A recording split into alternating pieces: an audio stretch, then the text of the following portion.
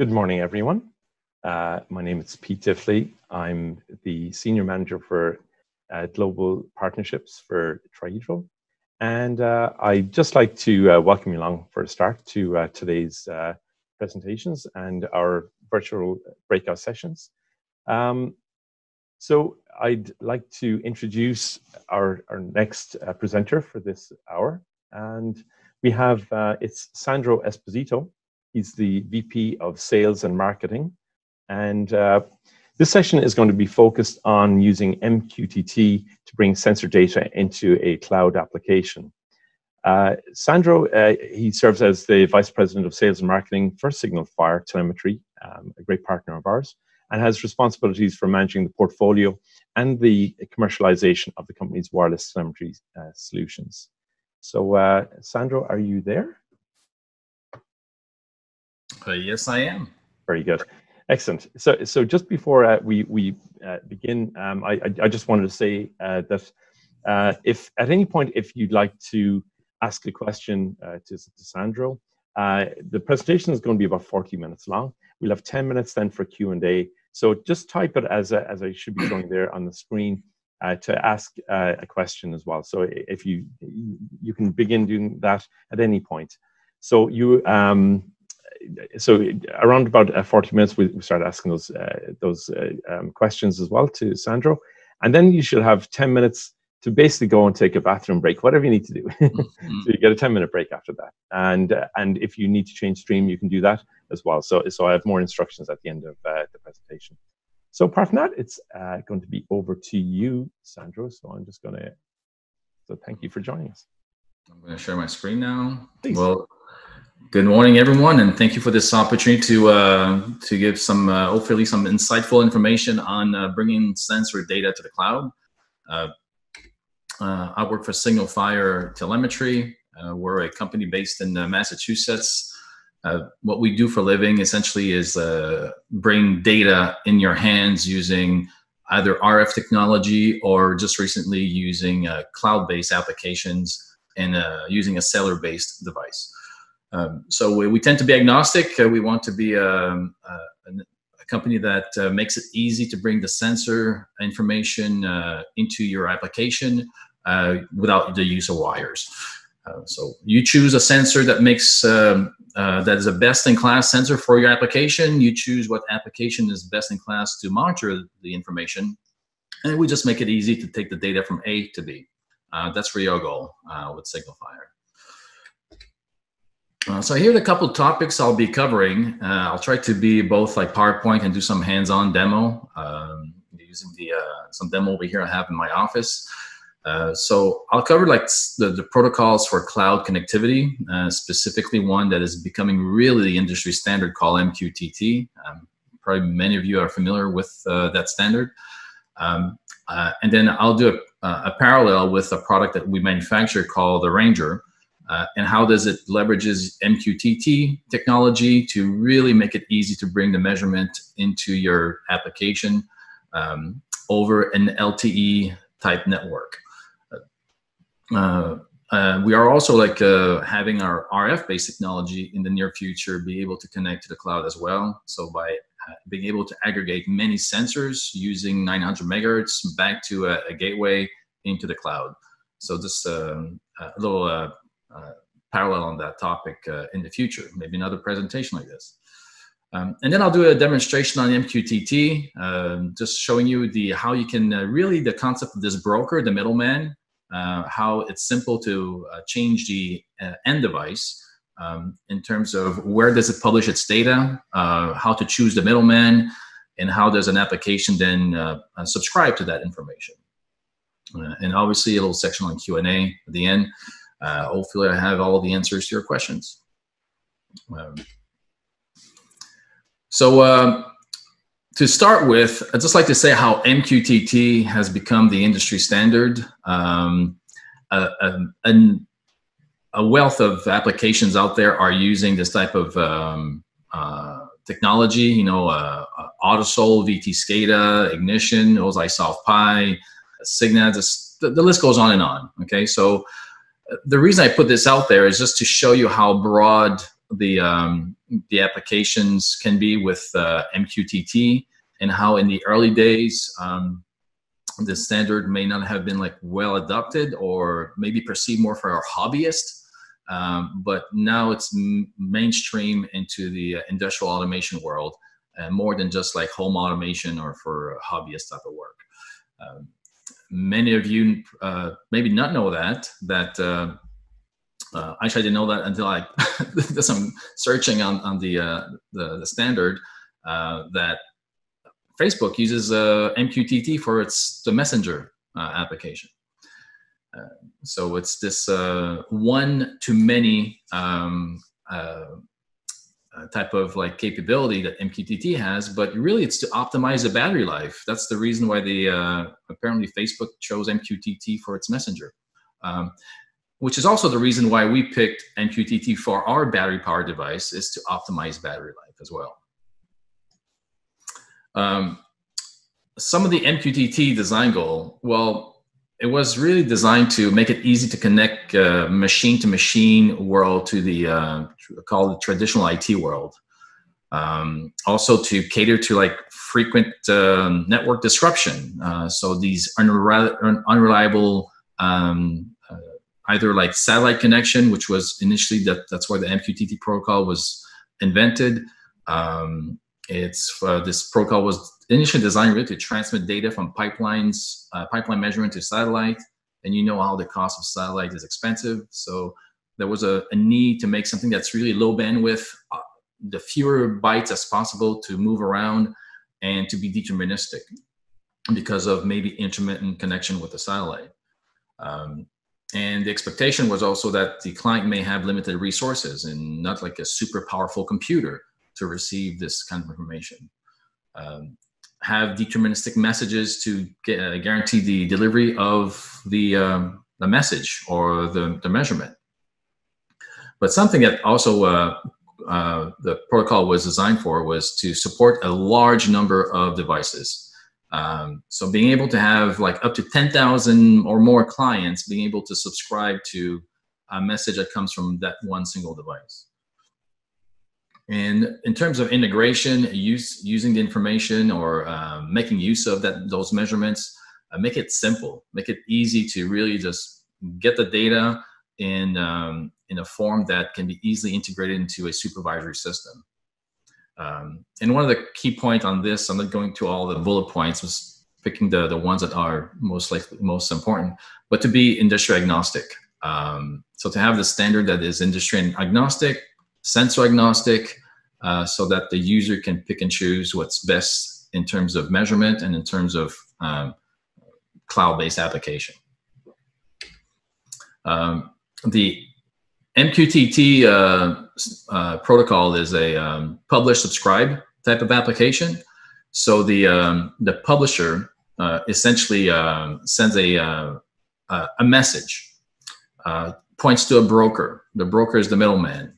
Sends a message, and the message has a topic, and that topic is then subscribed by many subscribers. So that's the concept of MQTT. You know, I won't go through all the details of MQTT, and I won't pretend to be an expert, but just kind of give you the high level overview of this publish subscribe type of model.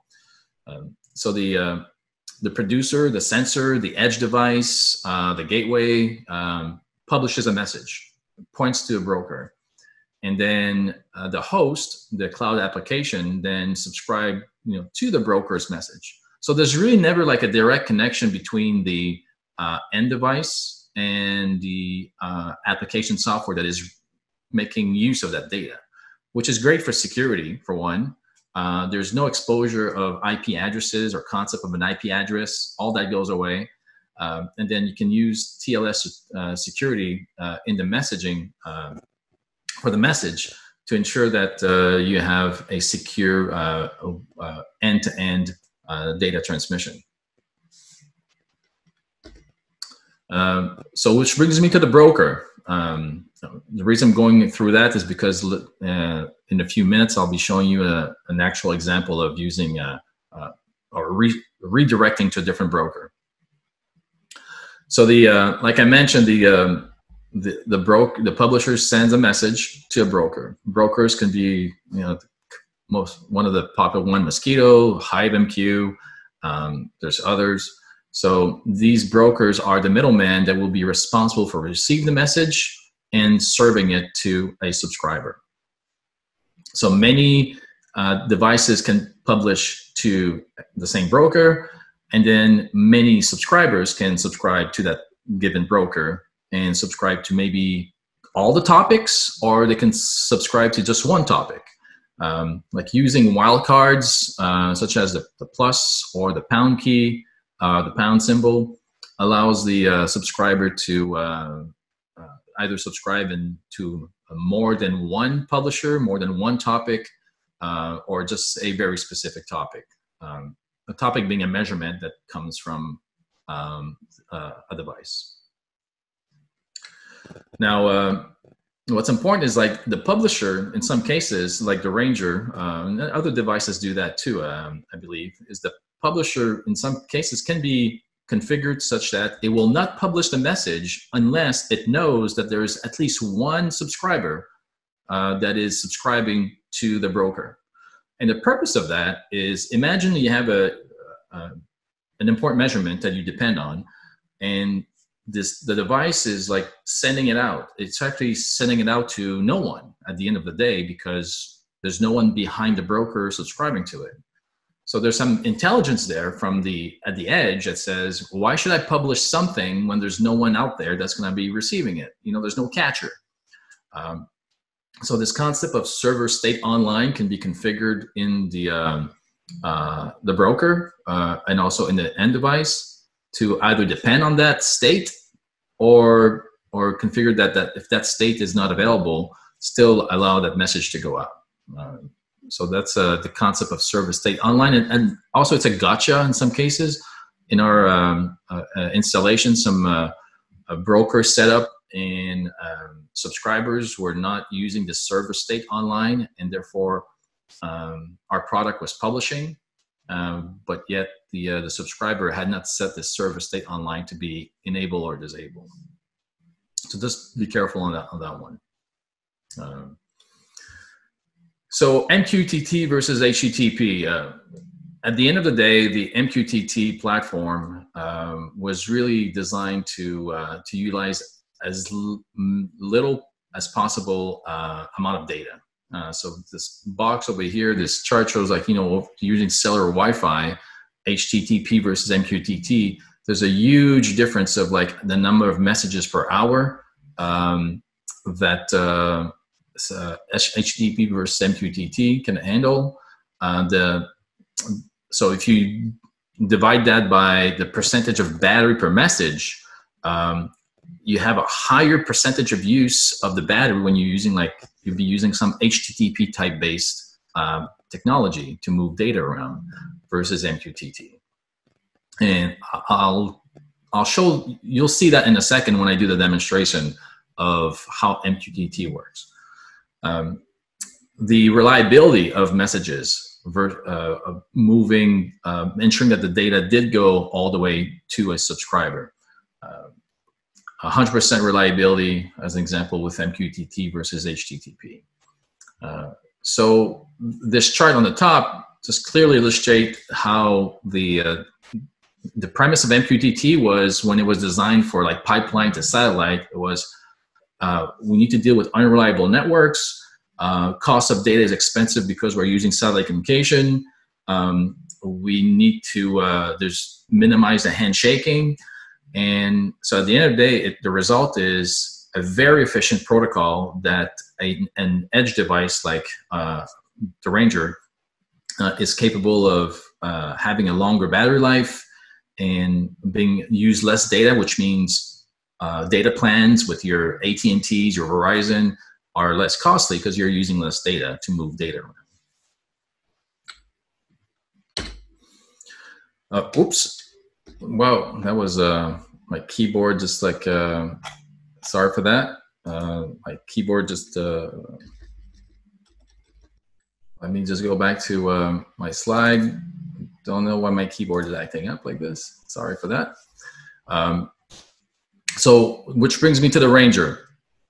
The Ranger is a product that SignalFire manufactures. It's we designed this for the IoT industry segment, and essentially to make it easy to bring the measurement from a sensor into the cloud. It can be fully integrated with SignalFire's cloud system, or completely agnostic, where it can be redirected to another cloud application. So the purpose is to monitor and alarm on critical assets using off-the-shelf sensors, 40-20 milliamp, 125 volt switches, pulse type output meters to measure flow. We're working on HART and Modbus right now, and even a relay output if you want to control remotely a pump, a valve, a light. So this is what the Ranger is. It uses LTE M1. So a little parentheses or on LTE M1. So LTE M1 versus LTE. Some of you probably already know this, but the purpose of this M1, or referred to as CAT1, it's the protocol that the cell carriers have implemented globally. It's a global standard. There's two. There's LTE CAT1 and there's NB-IOT. Our product supports both. The benefit of an M1 platform is that, unlike your cell phone, when your cell phone disconnects from the tower, or when you power the cell phone on, it takes quite some time to handshake and become part of the network, to actually have the network acknowledge this device. Well, time means what? Time means power usage, means battery usage.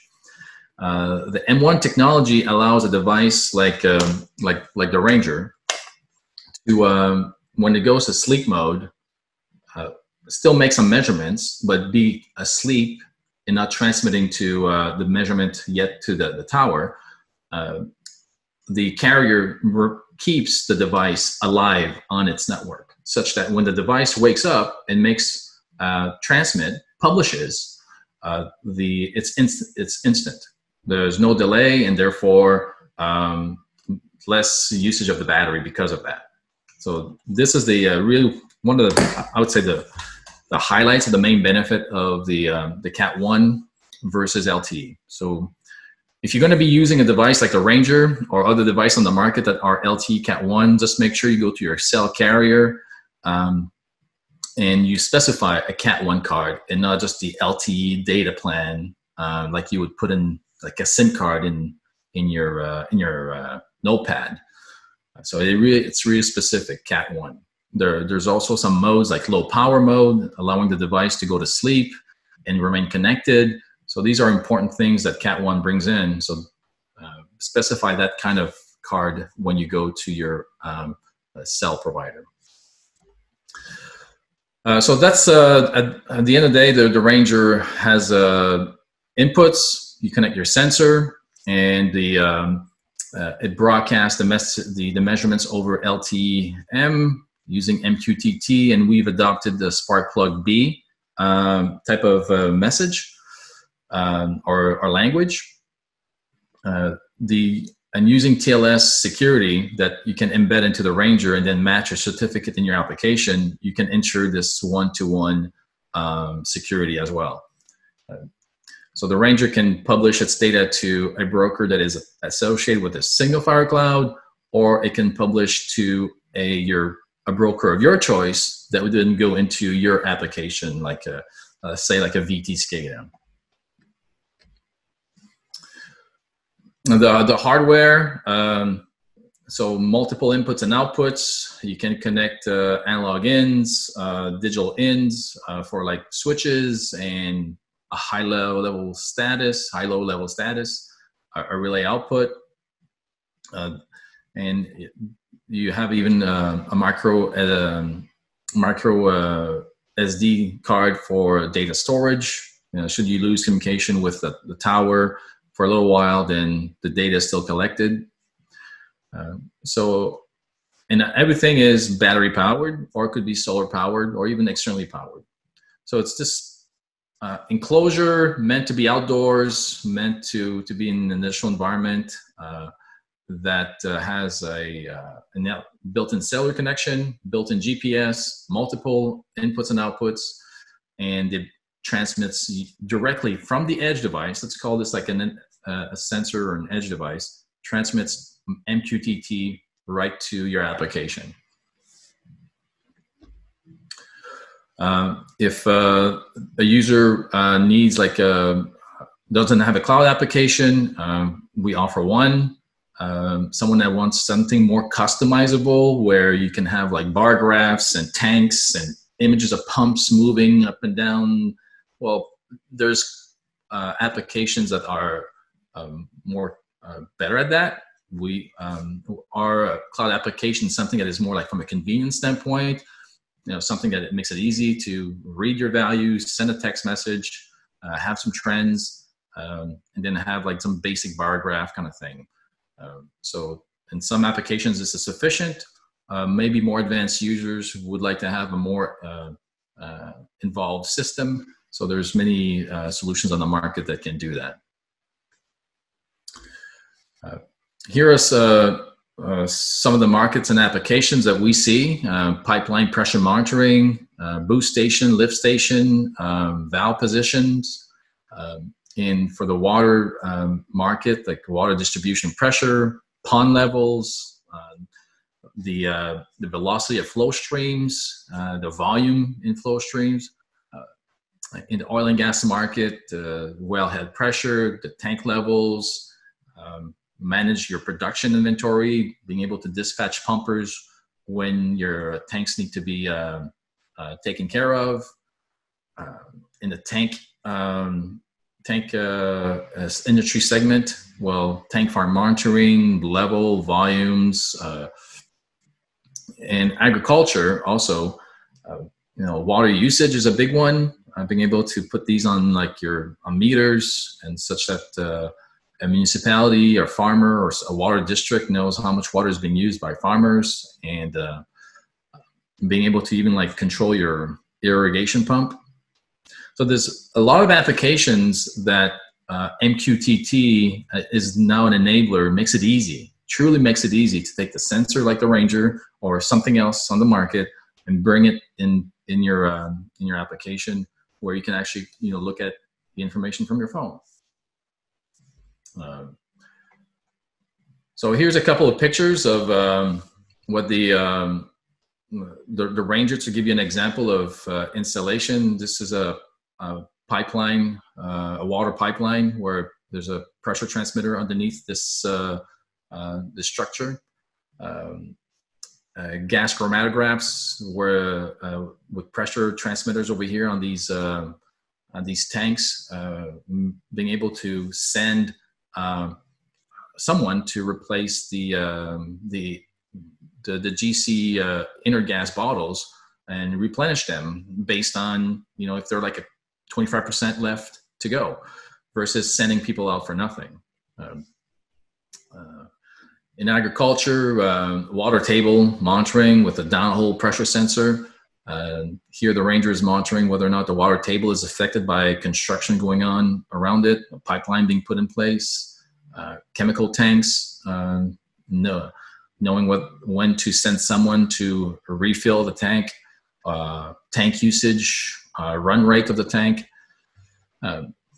putting a pressure sensor with the Ranger on the output of a pump, so exactly the output pressure of a pump in the middle of nowhere, diesel generator monitoring, and so forth. The list goes on and on. So I think the takeaway is this is a cost-effective way to deploy a measurement that you may you wanted, but the costs or the implementation costs and the infrastructure may have been too much and too involved to actually get that simple measurement that you wanted. So the combination of LTE M1, MQTT, and the adoption of the protocol MQTT really truly makes this technology affordable and a do-it-yourself almost kind of technology in many cases. So on that note, what I'm going to do now, I'm going to switch over to show you the Ranger and explain MQTT, and then open it up for some questions. So here's the SignalFire Cloud application. I'm physically connected to, well, not physically, but because it's wireless. So here I have the Ranger. This is my simulation sensor box. So I have like switches, I have like an analog sensor simulator here doing 40-20 milliamp. I have a little light there that will turn on and off, which is connected to the relay. So the Ranger has a GPS, knows my location. It can provide the power to these sensors, or it could read passively if the sensor is already powered, it would measure the 40-20 milliamp or 1 to 5 volt. This is what this is the Ranger. Obviously, the cover will be on if this wasn't field. I think you get it. So this is the Ranger on my desk. So these are the live values coming here. Like I can show you if I just click one of the inputs. I just checked, so I just clicked on it. You notice how fast it was. I literally just clicked it, and I just got actually a text message. I mean, I can just put my sound on just to prove it to you. So this is what MQTT is, and also report by exception is wonderful. This could be a high-level alarm on the tank, and I just got a text message from that tank in the middle of nowhere. It was instant. And the reason that this is possible is LTE-M1, the device is connected to the tower, sending its little beacon to say I'm there, I'm alive, and the tower keeps the device on the network, such that when a report by exception setup is triggered, then the message is broadcasted, it's published to the broker via the cell connection, and then this cloud application, in the case this is the SignalFire cloud application, you can set up an SMS message or an email, and it's instant. To configure over the air, and all these parameters that you see here, I'll be showing to you in a second, all these parameters are exposed over MQTT. So you can have your own application, right? Like VTScada would have access to all of these parameters. It's not because of the SignalFire cloud that it's only exposed to us. All the parameters from the device, when the device will give birth, there's this birth message concept in MQTT, the device will then receive, not the device, but the application like VTScada will receive all the parameter list, and I'll show that to you in a second. So all these parameters I'm showing to you right now, which is in the SignalFire cloud, are also accessible to read-write from another subscriber that supports MQTT and SparkplugB. So this, right now, my device is set up to report every 350 seconds. I've enabled flow measurement on one of the inputs, and then I have some alarm groups going on here. And then each input is configurable. So if I want to change this 40-20 milliamp instead of feet, to change that to PSI, and this is maybe it's installed with a 0 to 100 PSI transmitter. I'm just going to click apply. This is where now that it's an outbound message back to the device, again sent over to the broker, and then the broker is sending this to the device. It may be held at the tower, like the carrier's tower, for a few seconds, for the message to then go back down to the instrument. So that's because the device is sleeping, it's sending a beacon now and then, and when the beacon comes up, then the outbound message will go back down to the device. So you see the message was received by the Ranger, and now the range, I'm going to just go back here to refresh my demo. And I should see my gauge now refresh with that new range. So that's for the MQTT, the SignalFire cloud. Here, quite useful, you have the position of the instrument. So having the GPS function is useful. So on the map, you can see all the different devices that a user may have. Again, this latitude, longitude is available over MQTT. So a third-party application or a non-SignalFire cloud application would get this information as well. So this is, in a nutshell, an example of like sensor to cloud. Now, if you have a valve, a pump, a light that you like to activate,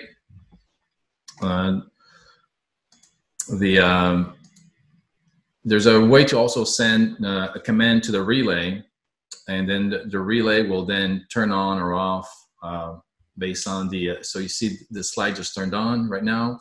So this could be a valve, this could be a pump, this could be a beacon to alarm, sun alarm. This is another ability of the Rangers to be able to turn on and off something from the cloud, command sent all the way down to the instrument. And the reason it's snappy, it's because of this LTE M1 technology that makes it really efficient for these inbound and outbound messages to take place. Okay.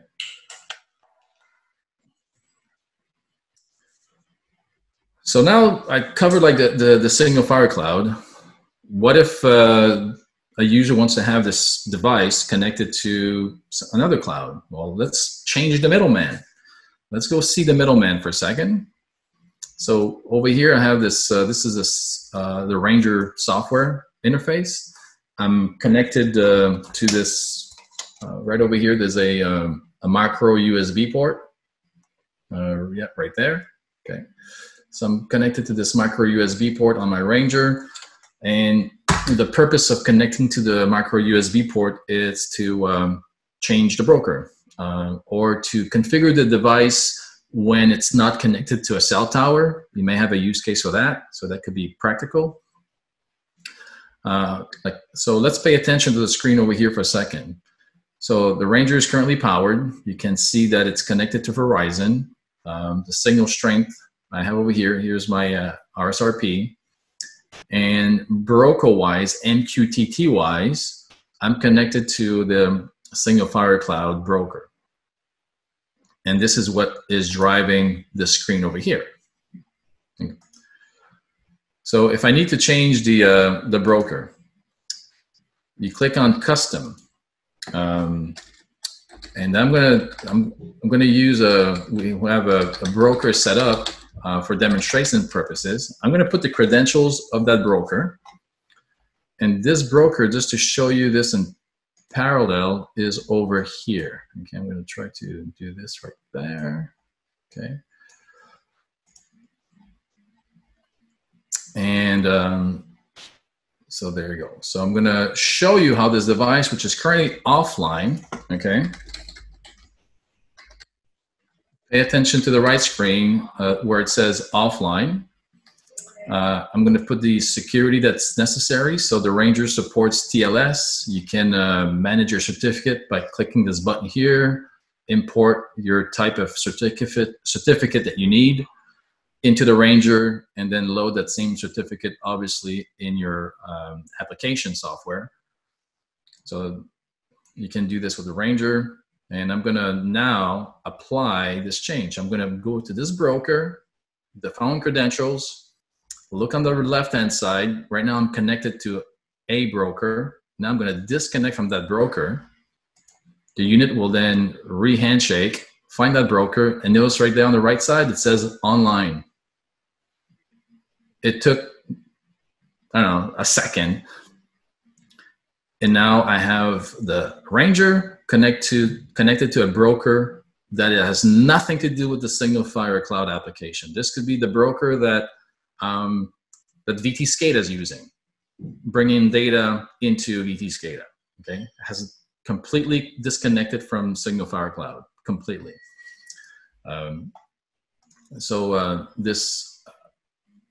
Then if we look at the, you notice I did a birth message right there. So let's look at the, I'm going to go into a session over here. This interface that you're looking at, we did for demonstration purposes and for also educational purposes to teach on MQTT and so forth, and even for troubleshooting.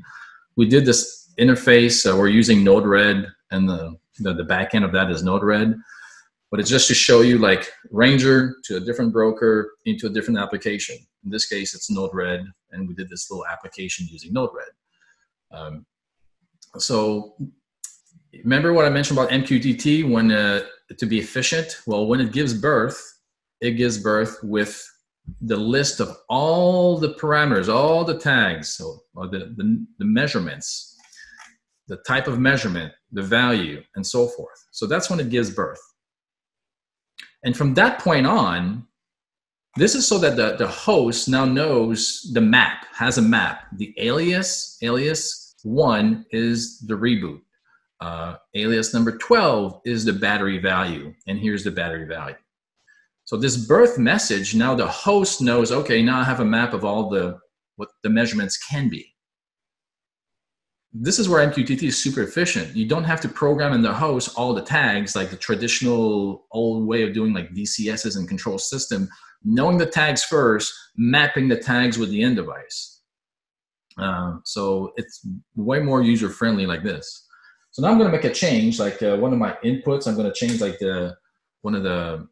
I just right now changed the input switch, and you notice that the message now only published alias number 44, that it changed to a false value. If we go back to the birth message over here, 44 is the digital input number 2.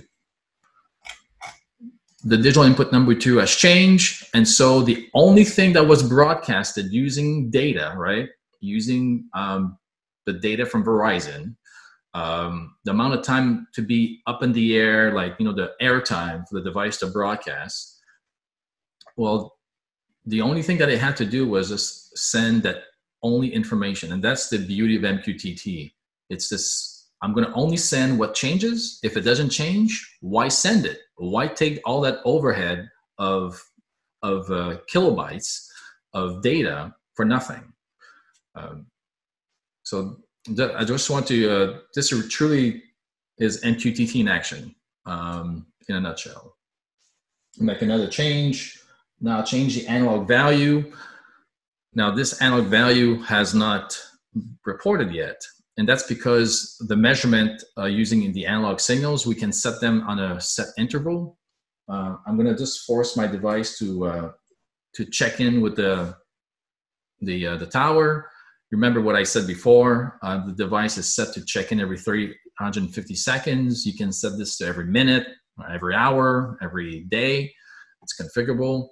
So now we have like values that have changed, and only these values that have changed have been reported. Okay, so very little overhead, little amount of bytes moved around, and that's because the MQTT platform is only publishing things that have changed.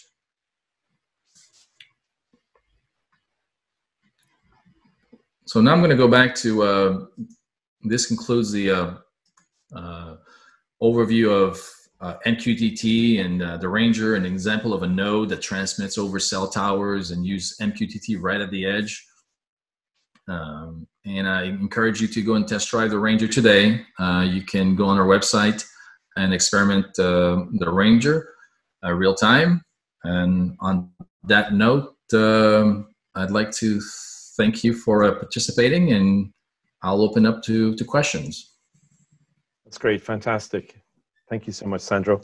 Yeah, so I certainly got in some questions into our Q&A panel. So if you can please do that, just make sure that you click on the Q&A panel. If I can just show you once more where that is. So make sure, just click there, and if you have a question, we'll try and get to it.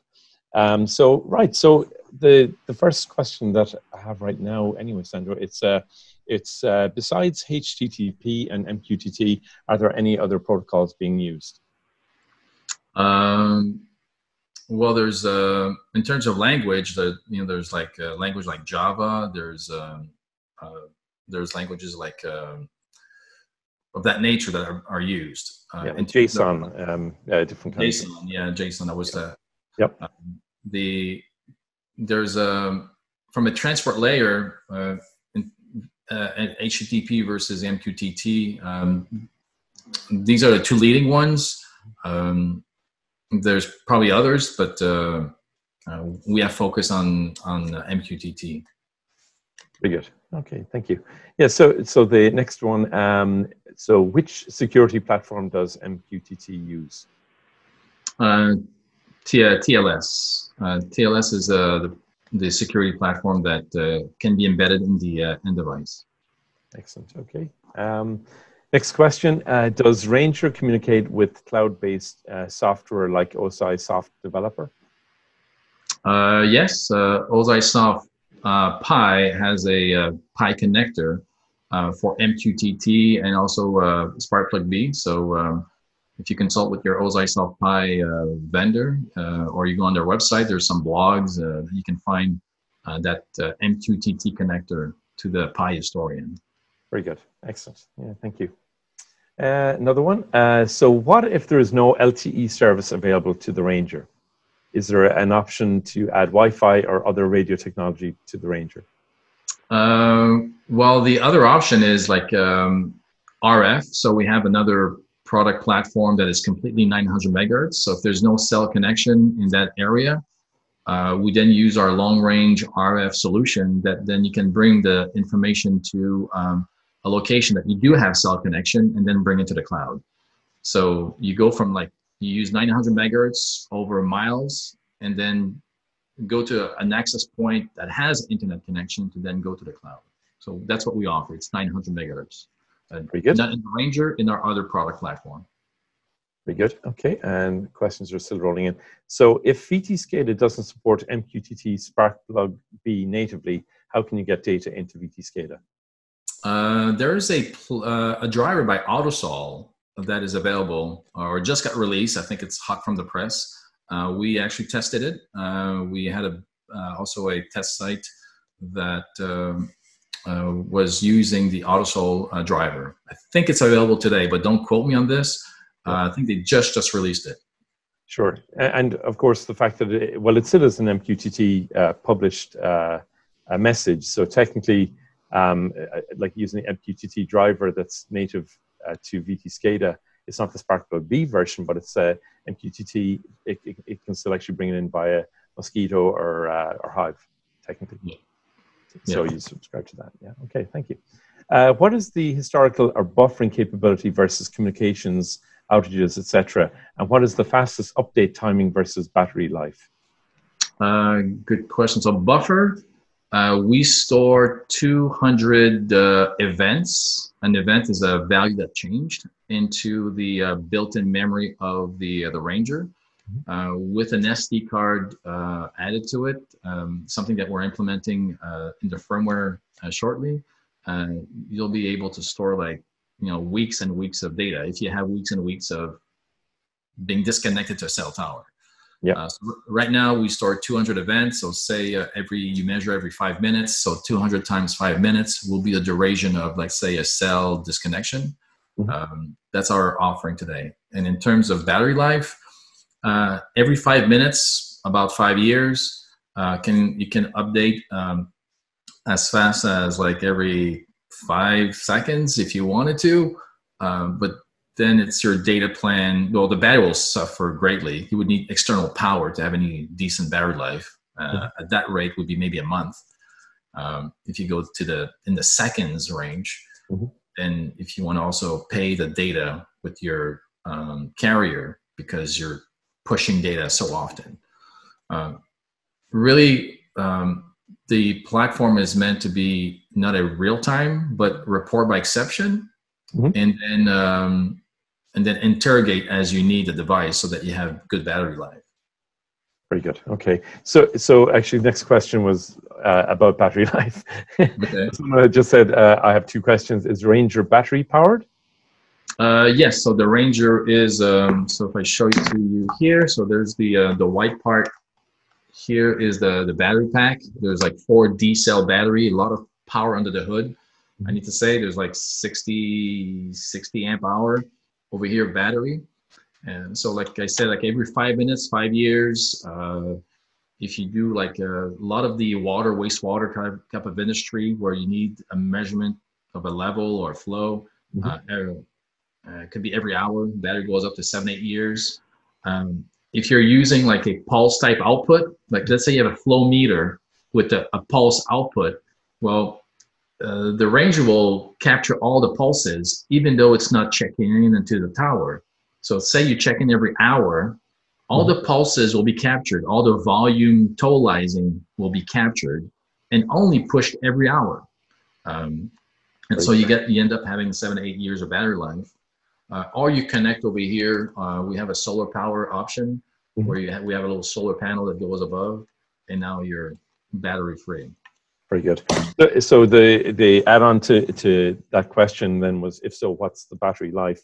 And you've more or less answered it on the basis of, you said, well, it depends on the data rate set as well, and the nature of the communication type. But yeah, it depends on are you giving power to a 40-20 milliamp instrument? How much voltage does it require? How fast does the instrument wakes up? Does it wake up in 2 seconds to make a measurement, or does it take 40 seconds to make a measurement? So we have a battery calculator to help you out when you're sizing the application to figure out, well, do you need a solar panel or not? Or are you okay with the measurement every hour versus like every minute? Very good. Excellent. So what are the advantages of using a broker? Why not have remote devices send their data directly to the final destination if there is only one such destination? Well, the MQTT platform was designed with that one-to-many concept. So the architecture itself has this middleman in between, even though you have a one-to-one, like one application, one device. So the architecture is designed like that. So you have this middleman, which also improves security because you don't have a direct connection to the end device. There's no IP mapping, IP addressing. So it actually makes it more secure because you don't have, the application has no exposure or understanding of the actual IP address of the end device. Very good. Yeah. Okay, so I think this is probably our final question. Can the EDRX mode be programmed on the fly? You mentioned that it's set to transmit 350 milliseconds, or maybe seconds is what the person said.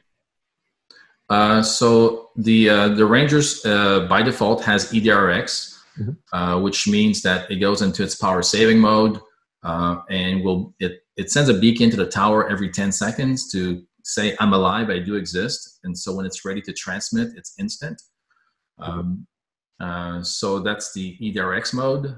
Many cell towers or carriers support EDRX. Some that are LTE CAT 1 may or may not support EDRX. So that's been our finding so far. And when they do not support EDRX, the battery life will suffer a little bit more because now the device is pinging the tower every second to stay alive. Otherwise, the tower kicks it out. Yeah, very good. No, that's excellent. Final quick thing. Someone had just messaged me, actually, will a public version of your presentation be available? Certainly, I'll make that available. Yes, that's great. And this is being recorded, so we'd love to publish that as well. So it'd be here too. Okay. So Sandro, thank you so much. That was wonderful. Really good insight on everything. And you posted the link to your to the website as well, so you'll find out more about SignalFire on that. Okay, well, welcome everyone. You're in the oil and gas stream.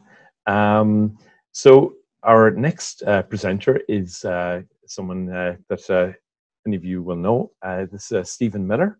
Stephen, can you hear us? I can hear you. Can you hear You're good, excellent, and we can hear you and see you. Superb. So Stephen is over the Flow product business. He's the manager for the Midwest for Endress+Hauser, and you're going to be presenting, Stephen.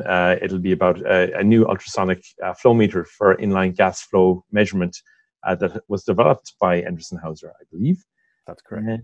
Yeah, and a small bit of background as well on you, just for our viewers. So, Stephen, you've been with Endress+Hauser for 2 years. You've worked in sales and product management, and you focused on flow measurement for the past 10 years.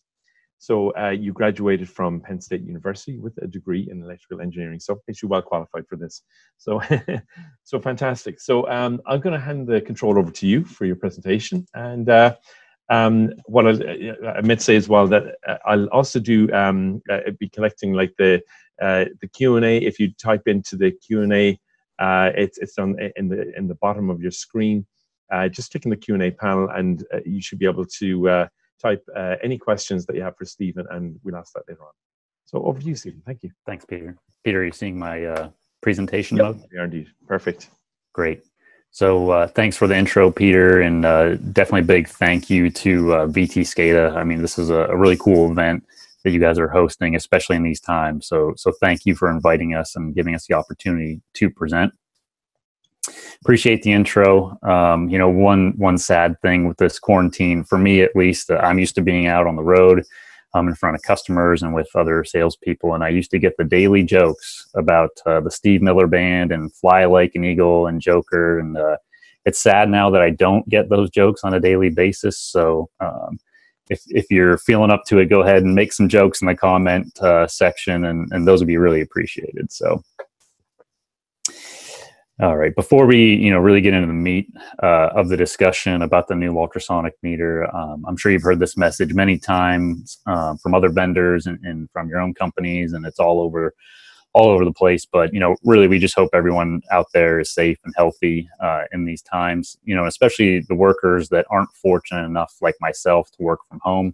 The ones that are out there in the field at the plant or have to work in the office. Hope you guys are healthy and getting through this.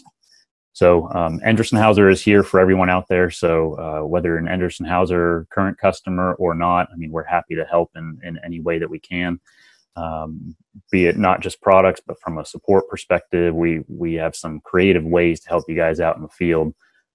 If you run into anything, I'm just showing a couple things on the screen here for some remote digital assistance. So don't hesitate, at the end of the presentation to ask questions, and we can chat about this as well. So for those that, are unfamiliar with Endress+Hauser, I won't show too many slides about the company and everything, but we are a family-owned global company. So interesting, a company of this size, this many employees, it's still owned by the Endress family. So it's a pretty cool environment to work in. And, our global headquarters is in Switzerland. And then in the United States, our main manufacturing location and where most of our products come from that are sold in the U.S. comes out of Indianapolis, Indiana. Really what Endress+Hauser does is focuses on devices and solutions for inline measurement. So not just flow, which is what we'll be talking about today, but also level, pressure, temperature, liquid analysis, and gas analysis.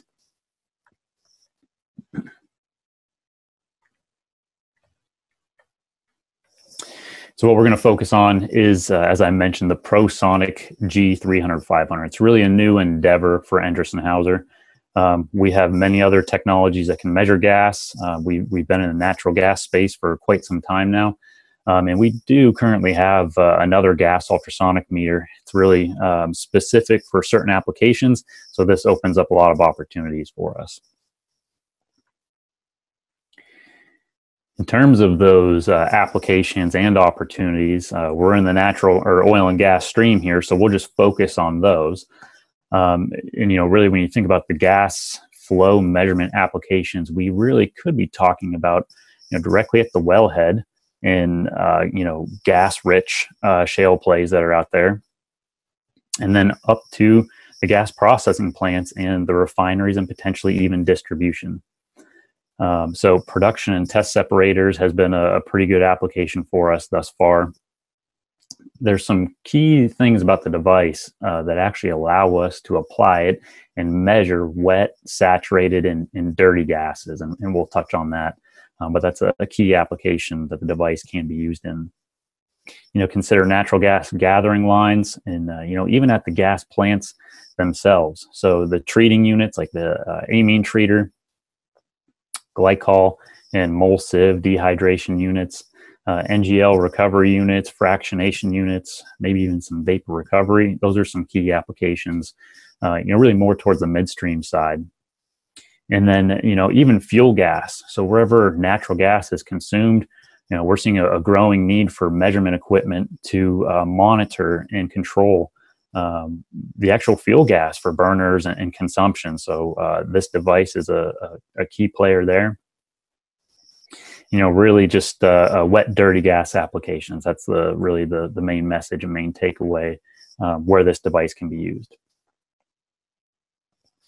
So, before you really get into the meat of the technology, I just wanted to give really a high-level overview of how ultrasonic flow meters work.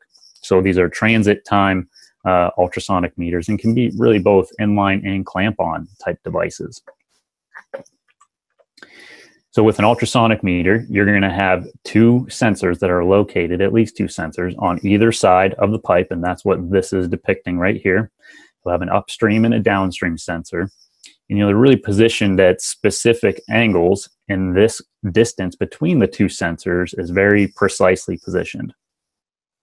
Both sensors will actually transmit and receive sound waves. So these are ultrasonic sensors are generating this mechanical pulse or sound wave, and they will send and receive. So one sensor sends a signal to the other sensor, which it receives it, and then vice versa. It sends a signal back to the other sensor.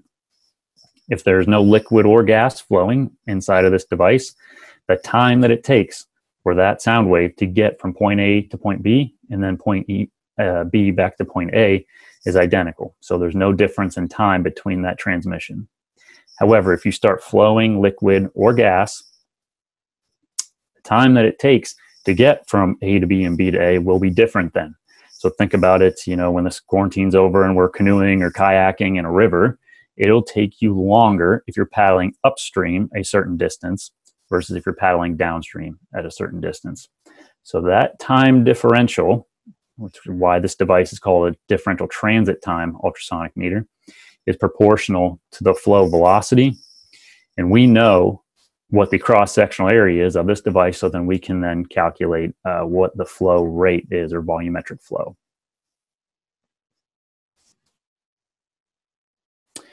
Okay, so now into some specifics really about the device itself. So it's available from 1 inch up to 12-inch inline size. There's both single and dual path versions. So the 1 inch sensor, and really just because of the physical size of it, it's just a one path design. So it's a bounce path. So the sensors are fixed at the same side of the flow tube, and it sends a signal, bounces off the wall, comes back to the other sensor. Sizes 2 through 12 inch, those are all going to be dual path designs. So they have 4 transducers, 2 paths. From a pressure rating perspective, the device can handle up to 1440 PSI. So we have class 600 flanges available on the instrument. In terms of uncertainty, the device is, as a standard, 1% of reading, and that's the actual volumetric flow. With a premium calibration and a little bit extra straight run, we can get to 0.5% of reading. Temperature range of the instrument is down to negative 62 degrees F approximately, and then up to 302. And these are brand new transducer design for Endress+Hauser, and they're made of titanium. And we'll touch on some specifics about the transducers. I mentioned in the previous slide, wet, dirty gas is a good application for this instrument, and that's what we're saying here. So very robust against condensate. And if you looked at the image here over on the right-hand side, you'll notice that it appears there's another transducer or element that's hanging on the side of this flow tube. So we do have the option for integrated pressure and temperature devices built into the instrument itself. Integrated gas analysis package, and then what, you know, our terminology for our advanced diagnostics and in situ validation is heartbeat technology, and we'll touch on all of that.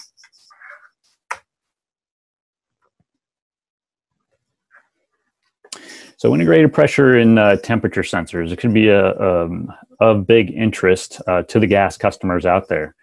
So typically in gas, we're not really, most of the time, we're not looking at the actual volumetric flow of a gas. We're typically looking at either, say, the mass flow or the corrected volume.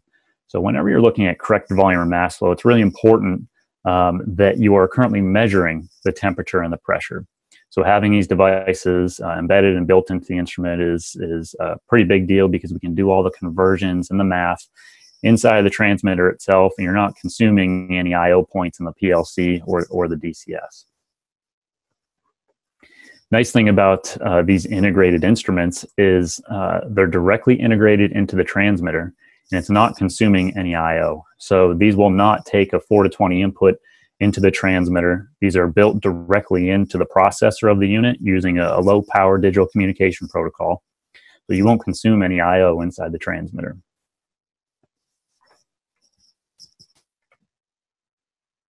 This is just a basic cross-sectional overview of the instrument. You know, I like to show this just because it's really showing the pressure and temperature, right? So here's where you'll find the pressure element itself, and then importantly, temperature is built into the neck of the device itself.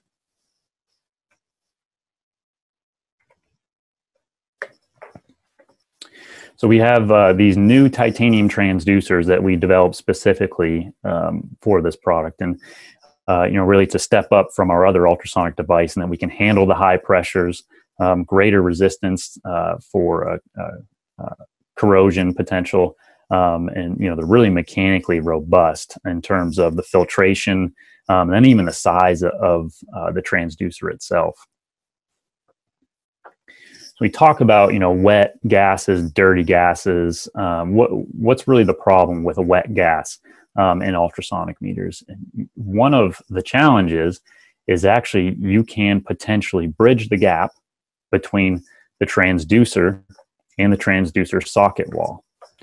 So this is what we have found at times, is if moisture will collect inside the socket for the transducer, you can have moisture that can bridge this gap. And so what happens is you have a very poor signal to noise ratio, and you get very poor measurement itself, noisy measurement. And if there's enough moisture, of course, you could potentially lose the measurement altogether. Secondly, with the advanced filtration, mechanical filtration that we've done on the transducer design, it helps eliminate any pipeline noises that could resonate potentially in that transducer socket. So that's, you know, the typical problem there with wet gases. So how do we get around that? So what we've done is, with the design of the transducer, we've made it very narrow. So the tip of the transducer has a diameter that's incredibly small compared to past designs. And then the transducer socket itself is actually pretty large.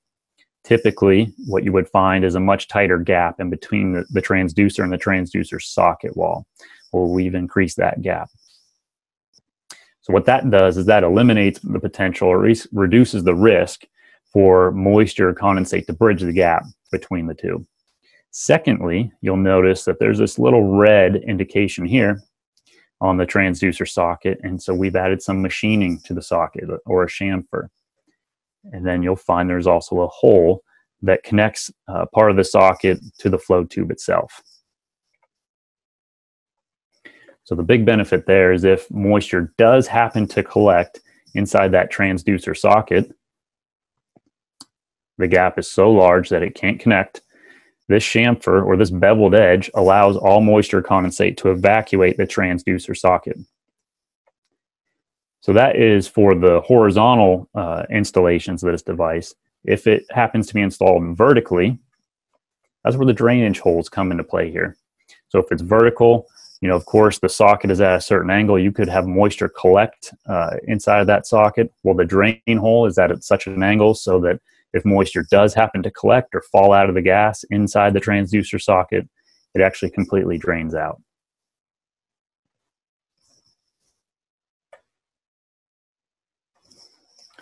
So internal to this gas analysis package, there's a lot of key features and measurement that we can provide. And it's really crossing over into many industries, not just oil and gas.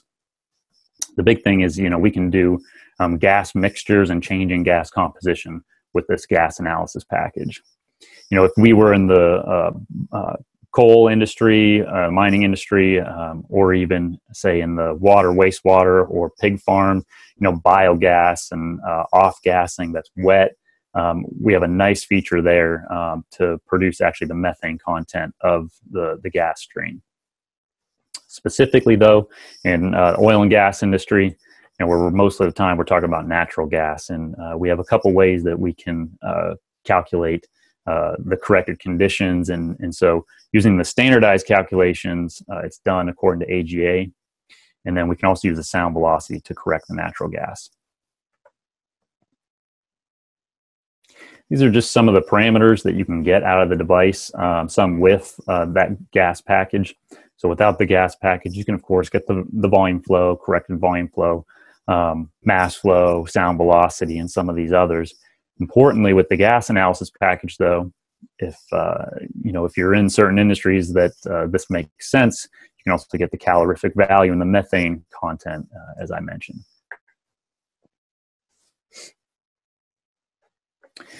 So that was all specific to the flow tube or the sensor element itself. And when we're talking about a flow meter, there's typically two parts, right?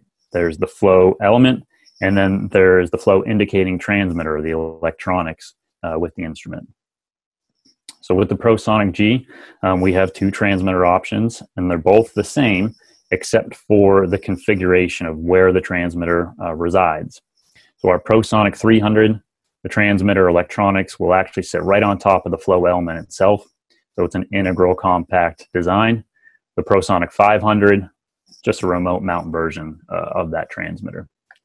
So we can go up to 1,000 feet away, actually.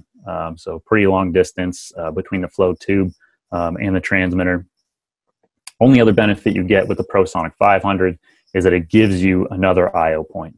So you can get 3 outputs with the 300, with the 500, you can get up to 4.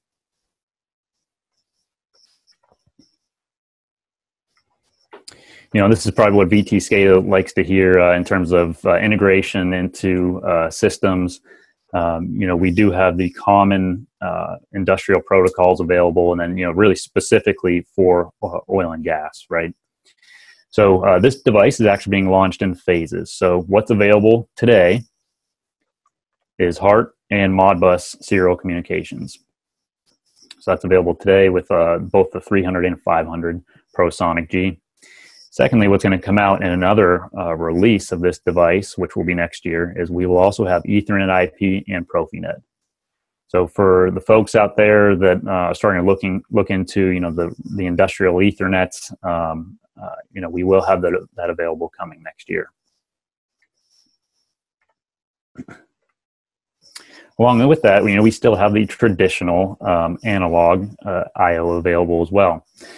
So what we've done is we still have the option for a fixed analog card, but we have these configurable I/O cards now.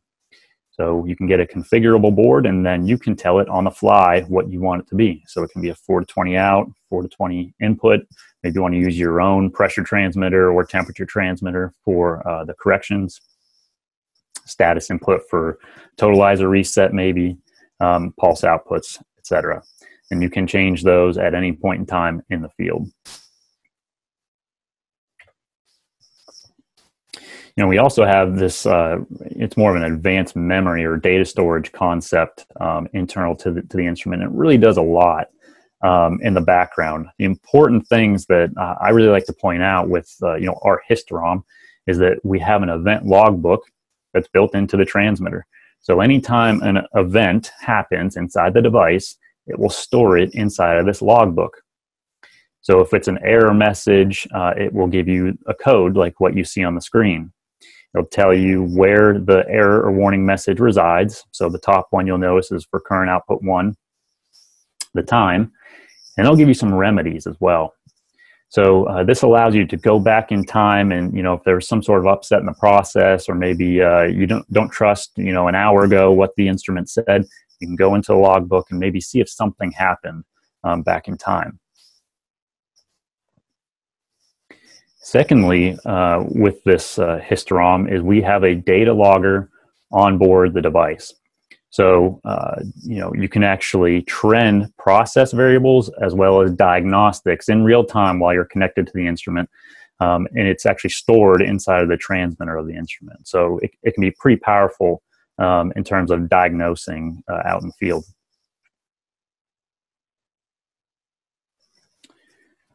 So in terms of software and communication, I really like to run through the methods of historical ways that users out there have interfaced or done programming troubleshooting with instrumentation.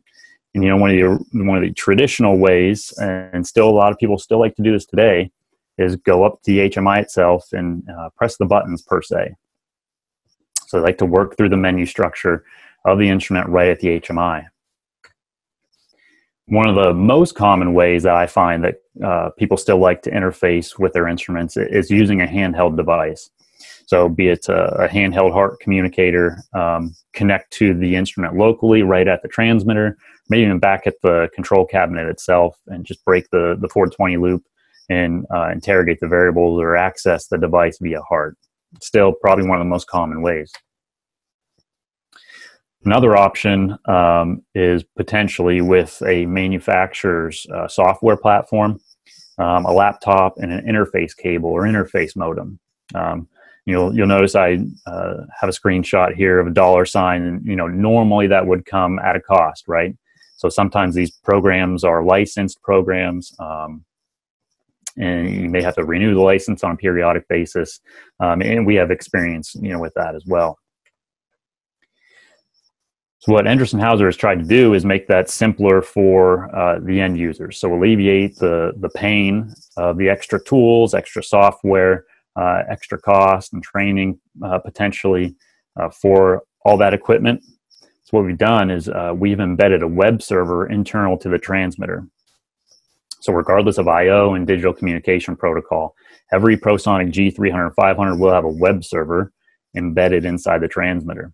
So that means all you need is really an Ethernet cable to plug into the transmitter, and then plug the other end in your laptop, and then you're speaking to the device.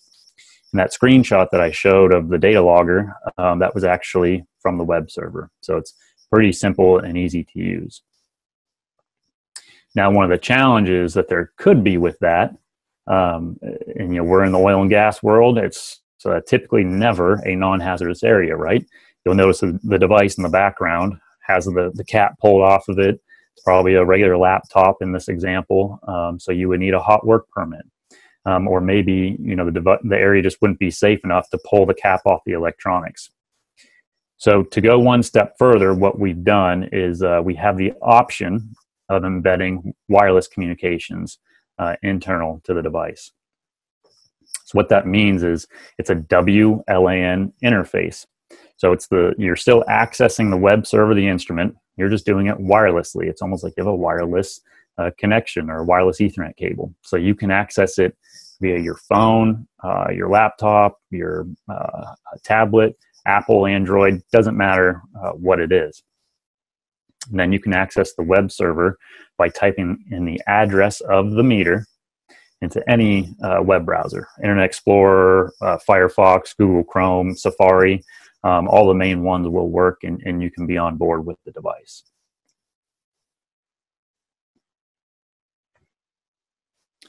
So in terms of diagnostics and validating the flow meter in situ, we have what's called heartbeat technology. And there's a couple pieces to heartbeat, but I really want to focus on the main thing here, and that's the in situ verification piece. So gas flow meters can be challenging to verify and even calibrate. So not all manufacturers have the capability of calibrating their devices. So This comes into play a lot of times, actually. So what heartbeat verification is an in situ verification of the instrument, and it's verifying everything down to the component level of the device. And we have certain tolerances that we're checking against from when it was calibrated at the factory.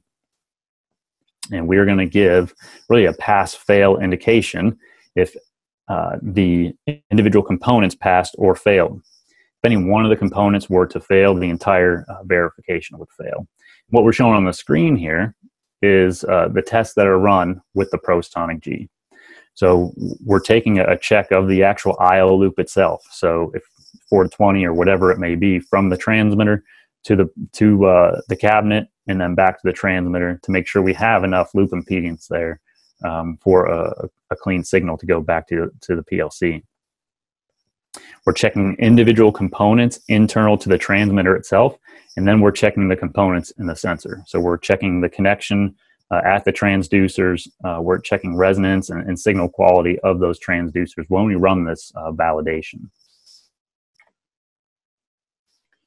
So this is a report that you would get when you run the validation. It takes maybe 30 seconds to run. You can run it from the HMI. You can run it from your handheld heart communicator, wirelessly or wired by accessing the web server. You can run the test when you're flowing, not flowing. It really doesn't matter. It takes 30 seconds, and the outputs will hold their last valid value when you do run the test. So this is just showing one page, but we have 4 pages now that we show on this report, showing device information, serial numbers, and then the raw values that it's actually measuring, which is pretty cool because you could trend those over time. If you were to get a Prosonic G that does have the integrated pressure and temperature, we'll also run the validation on the P&T devices as well.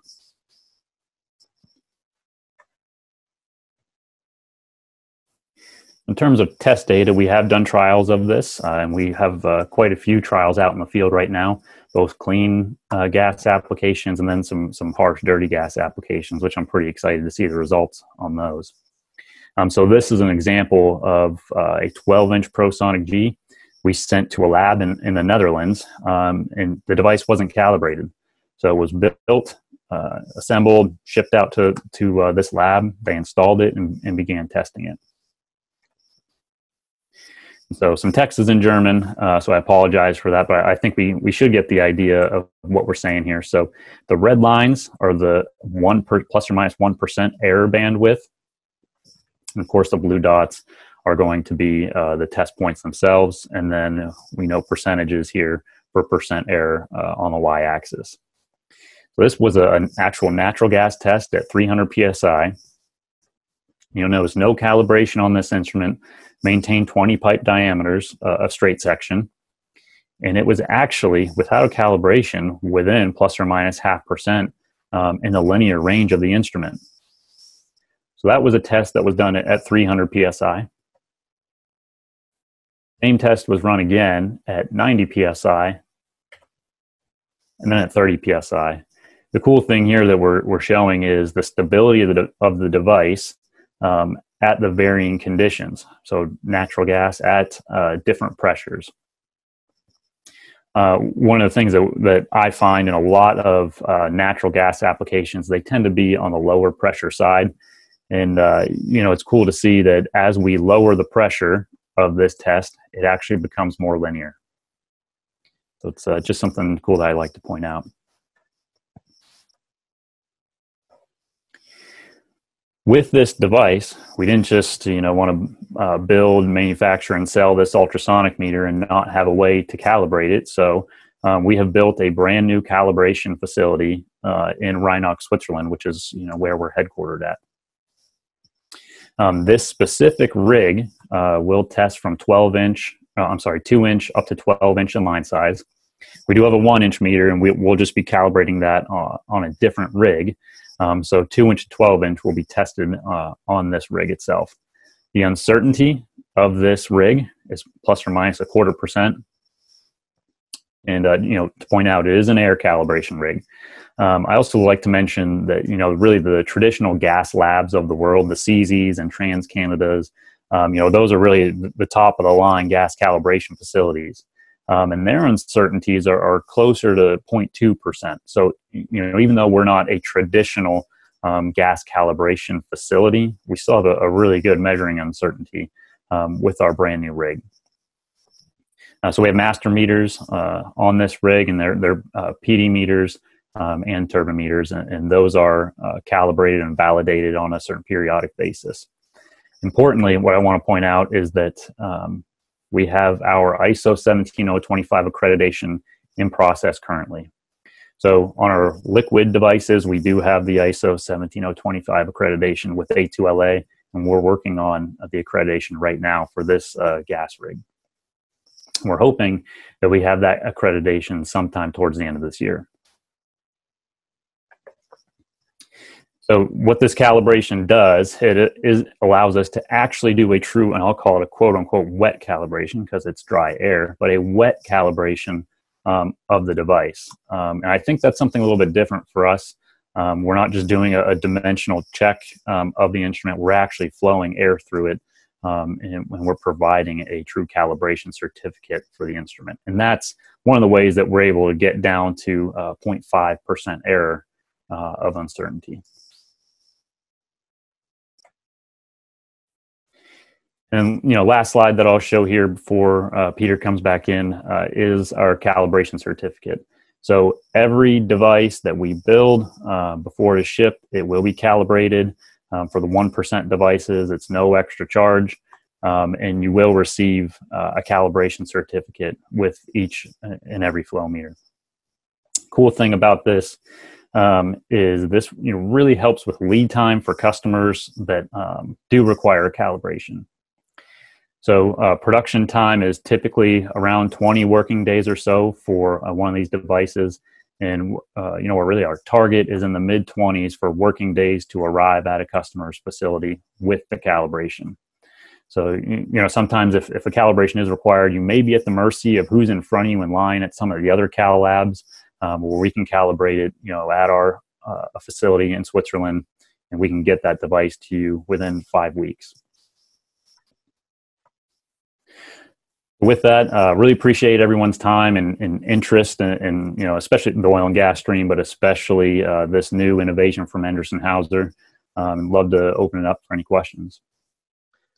Stephen, excellent job. That was wonderful, really, really insightful. So I want to remind everyone as well that that there's let me just give this up here a second. That you can still ask questions in the Q&A button section. So that's where you can find it, because sometimes people start typing in the panel kind of comments section as well. So people have been kind of just sending in thank yous, actually, Stephen. That's really what we've been getting. So in terms of, I actually have one from, so this is actually going to apply, I think, this was Gustavo Basis. I hope I'm saying your name correctly. So, so you were actually wondering in relation to, it was the questions that you did earlier. So some of the questions, I think were kind of protocol based as well, but Gustavo, if you want to type in your questions into the Q&A, I can still see the ones from the previous presentation, but so I'm not sure if you want to add something different. Okay, yeah, I have one now. Okay, so Steve, you mentioned CEESI as one of the labs that Endress+Hauser has followed. Did you guys look at the study they have done on wet gas? Yeah, so it's a good question, and we actually work a lot with CZ. We've done some testing with our other instruments at CZ. They're a very well known and respected facility. We didn't necessarily design our lab in accordance with CZ per se. In terms of wet gas testing, we have not done any with CZ in this device quite yet. So we are working with a different lab, but another global respected third-party lab, and we're performing the wet gas testing now.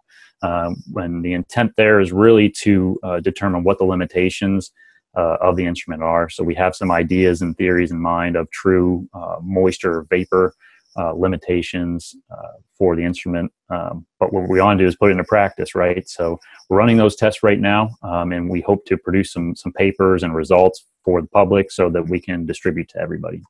Excellent. Yeah, great. In relation to, so this is on flare applications, how does the meter compensate for pressure loss and Joule-Thomson effects? So there's virtually no pressure loss across the device. So it's a full bore ultrasonic. We do have the temperature element that does go into the flowing gas stream. It's not going to create much pressure drop. So really there is no pressure drop across the meter itself. So to my knowledge, there's no internal compensation to handle any pressure drop internal to the meter. Very good. Okay. Another one, and have you plans to join the IoT, I guess, industry from the point of view of expanding maybe to include MQTT or other IoT protocols? I know you said that you've hearted Modbus, obviously, which is kind of local, that and still can be transmitted to a cloud or private network. And you mentioned about Ethernet IP and Profinet being added next year.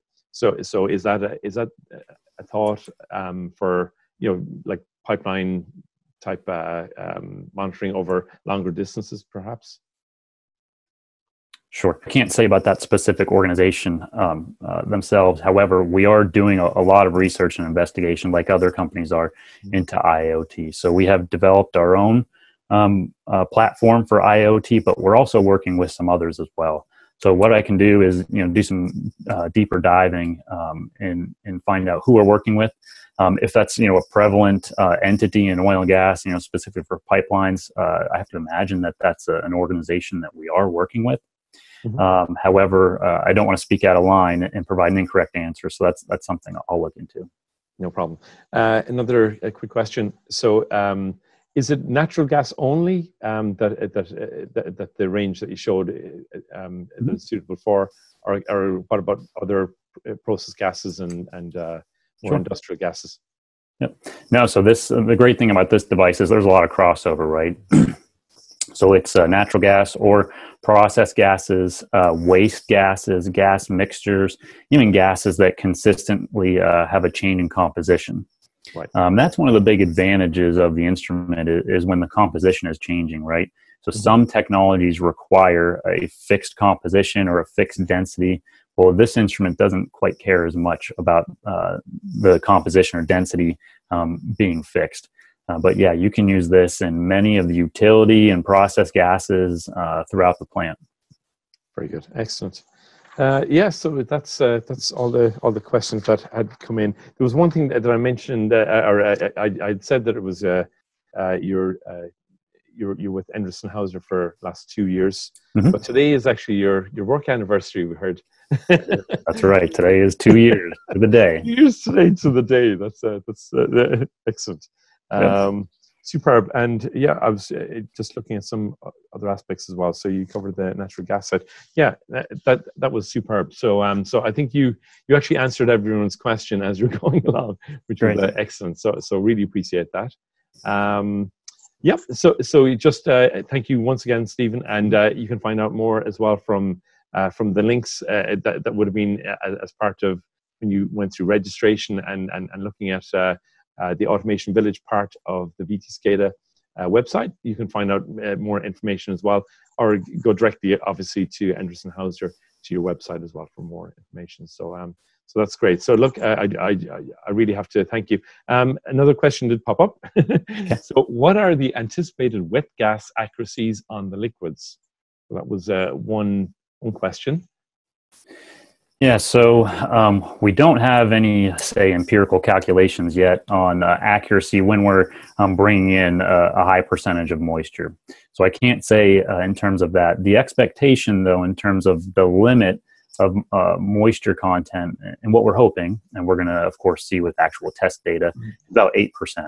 So when we do the actual testing of the instrument at that lab where we're intentionally injecting the moisture into the flowing stream, we'll be able to get some good data on that. And like I said, we'll publish some information on that and share it with everyone. Yeah, that's great.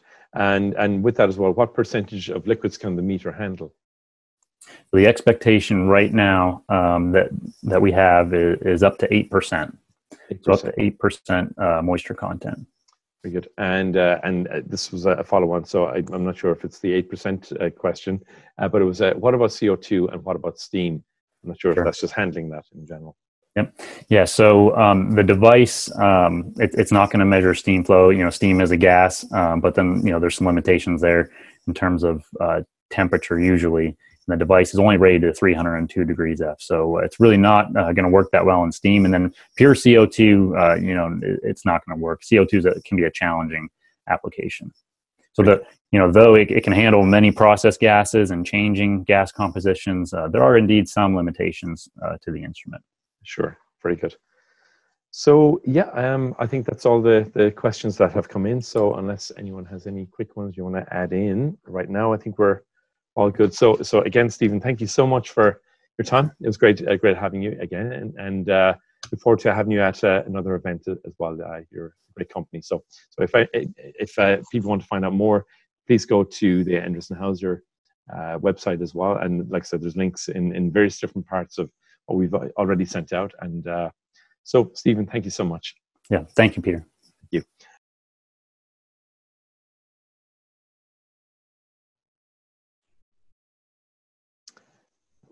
And welcome back, everyone. We're going to be joining Mervyn very shortly. So let me just get this ready. And here we go. So I hope you're enjoying our presentations so far. I'm just going to bring Mervyn on here in 2 seconds. So let me welcome Mervyn Betts. So Mervyn is the president of Betts Controls Inc. and is based in Canada. So Mervyn, there you are. Hi, how are you doing? Good. How are you? Excellent. Thank you. So Mervyn, you're going to be doing just a presentation and have a discussion around distributed SCADA. And one of the things as well, I just want to remind everyone about as well is that click on that Q&A button to ask a question. So don't put in the chat. It's actually in the Q&A button. You'll find there. So even if you ask questions in the previous stream, you just roll them all in there, so it's all good. We'll know that it's for Mervyn. And so Mervyn is kind of described, I guess, as a kind of a futurist in industrial automation, right? And he's always looking out for new technology, and we witnessed some of that at our virtual trade show a few weeks back, and he was demonstrating how he had done this amazing project with was it the University of Calgary? I think it was, Mervyn. Yes. And it was with drone technology. So I'm going to hand it over to you, Mervyn. I'll stop sharing, and you should be ready to share. And yeah, we look forward to your presentation. So thank you. Excellent. Thank you. Hello. So thank you everyone for joining us. I'm Mervyn Betts with Betts Controls, and thank you for the good introduction, Peter. It's really interesting that I like to think of myself as a bit of a futurist, but every time I think I'm a futurist, then a couple of weeks later, somebody comes up with something much more futuristic and better than what we've sort of envisioned. So it's always sort of 2 steps forward, 1 step back type of thing. Anyways, Betts Controls were the exclusive distributor for VTScada in Western Canada. We cover Alaska as well.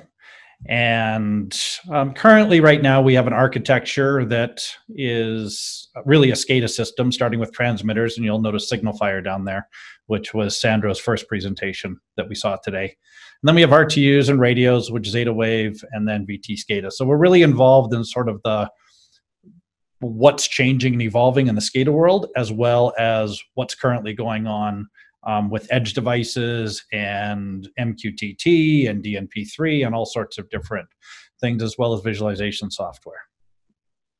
So today we're going to talk about oil and gas tools and then a distributed architecture. And the reason I want to start with the oil and gas tools is just to give a rough idea of what's really happened here in Western Canada. Back in 2014, Trihedral and I had some pretty deep discussions, and that was with respect to what did they need to do to break into the Western Canadian marketplace. And a big part of that was figuring out some basic tools that would allow people to rapidly deploy. And they came up with this amazing suite of tools, which is the oil and gas tools layer, or OEM suite. And if you look here onto my,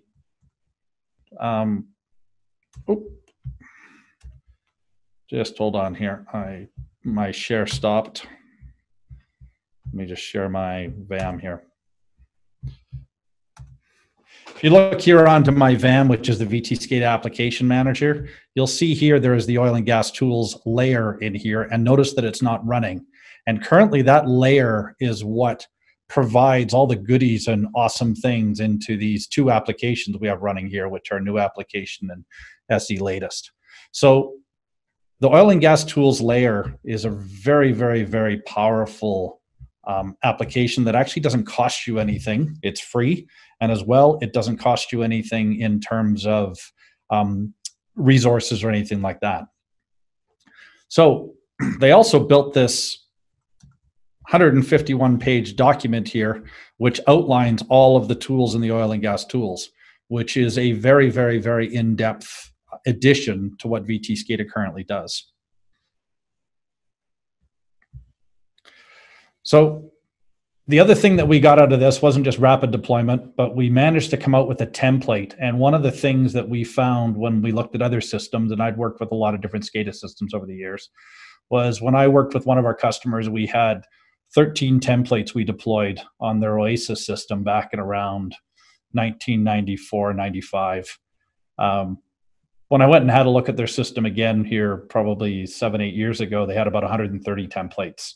And it wasn't because they actually needed to template that many. It was just because every time they changed a single variable, they added a meter run, or they added a extra turbine meter or something like that, they created a new template. So one of the things that Trihedral did an amazing job here was being able to build it so we have just a single template that we can look at. So we're going to talk about this oil and gas tools layer, and the first thing we're going to talk about is the dedicated flow computer and pump off controller tag types. And then we're going to just kind of go through some of the different functionalities and things like that that we have. So this might be hard to see, but this is all the different tag types that are in the oil and gas layer. And they start off with the flow computer, and there's the pump off controller, the two we're going to focus on today.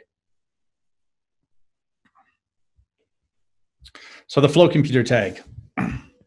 It allows rapid deployment of well sites using VTScada templates. We can support many flow computers.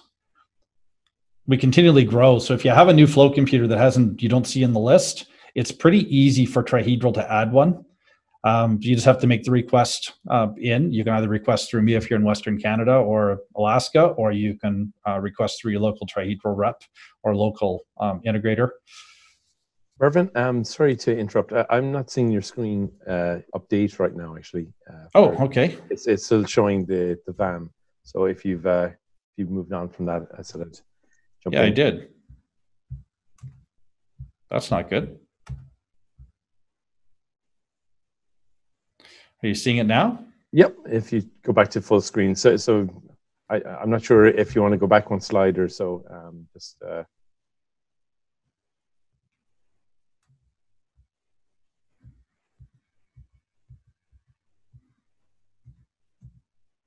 Yeah, it's moving now anyway. Yeah. So there's your audio. There you go. Okay. Yeah, perfect. Thank you. No, that's okay. I'm going to be zipping in and out, so you'll have to tell me if I lose the full screen share, because I want to be able to demo VTScada here as well. So these are the tag types that we had talked about here briefly, and then in here, we were talking about the list of gas flow computers continually growing. And I'm just going to take you guys to that now and walk you through the tag type that we have built for the oil and gas layer. So if I come over here to the VTScada application, in here right now, I have a little RTU called a T-box. And it's pretty simple to set up. We just needed a port tag. And then we have now created this meter run tag. If we come into here and say new child, so you'll actually see this container.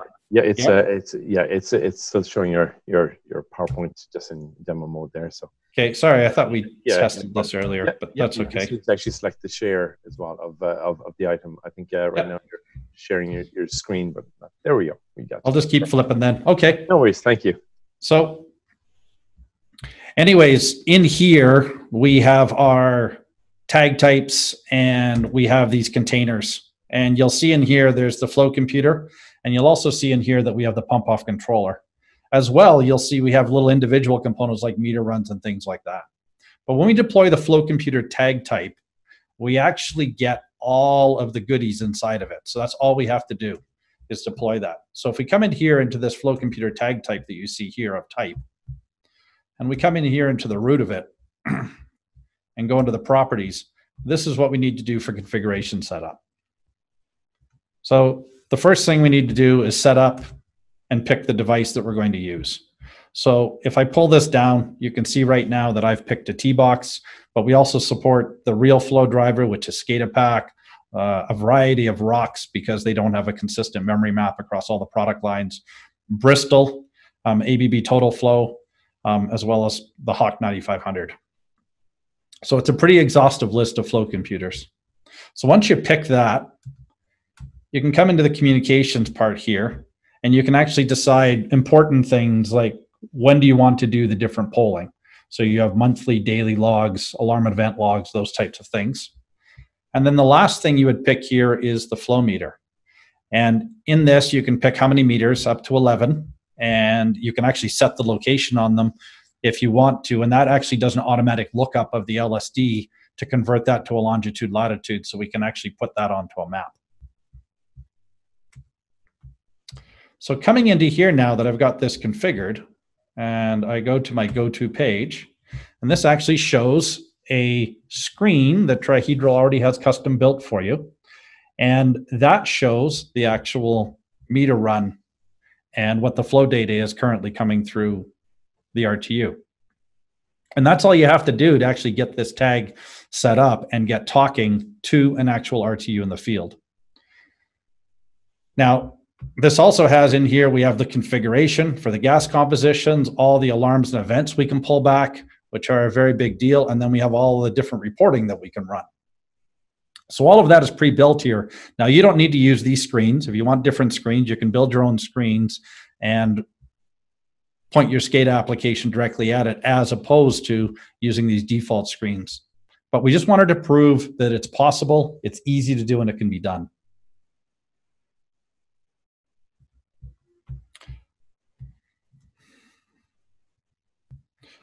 So I'm just going to flip applications here, and I think that means that I have to stop sharing and reshare my other screen.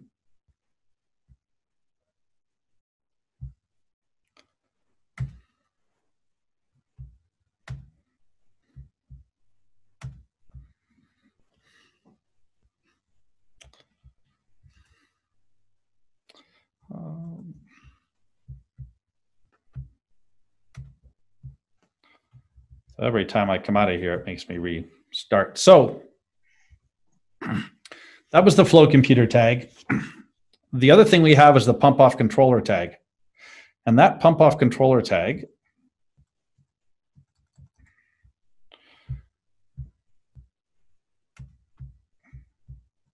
there you go. It's a new share button that pops up on me. Excellent. So that pump off controller tag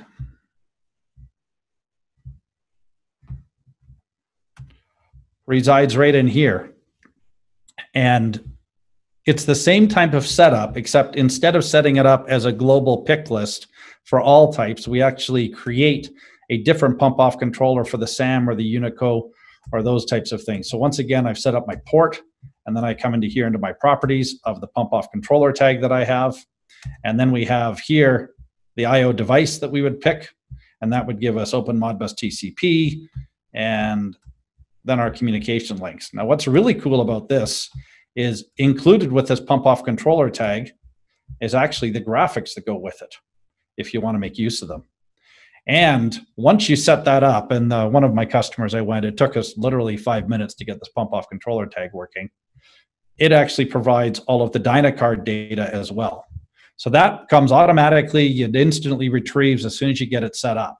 So by having these tag types, it's very, very, very rapid to deploy these different well types of a pump off controller and a gas well. Now, one of the things that's also been done is in each of these tag types, they've actually gone and allowed us to customize and add process data. And we can come into the process data and add as many extra things to that. So now we don't have to worry about saying, I have a single pump jack with 2 pressure transmitters or 1 pressure transmitter. You can build the super tag that has all of the pressure transmitters in it or all of the devices in it for the well that has the most things on it, maybe tanks or etc. for a single well battery. And then you can disable all the tags that aren't needed.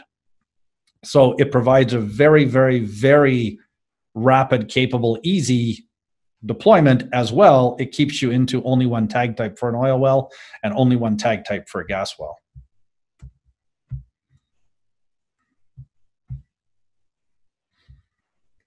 So I'm just going to switch my screen here back to my presentation. So reporting.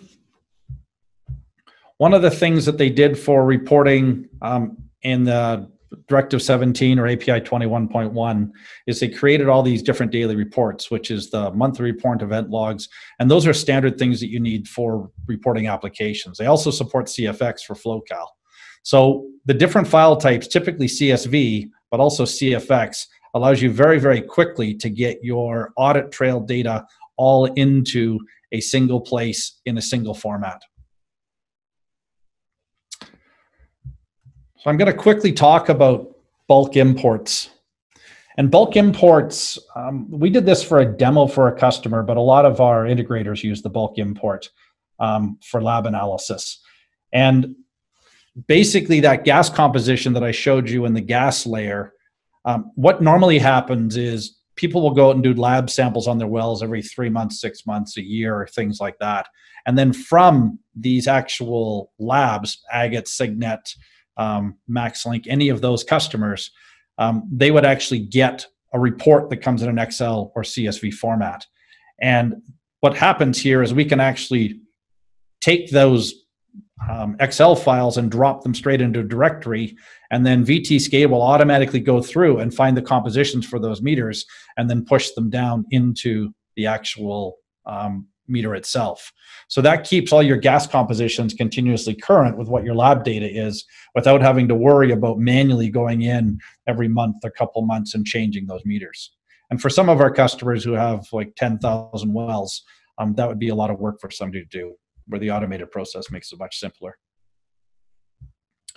So we talked about the pump off controller and the data types.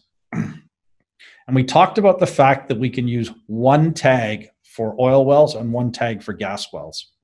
And to give you an idea of what that could possibly look like, I'm just going to share an Excel spreadsheet here that we have. And that Excel spreadsheet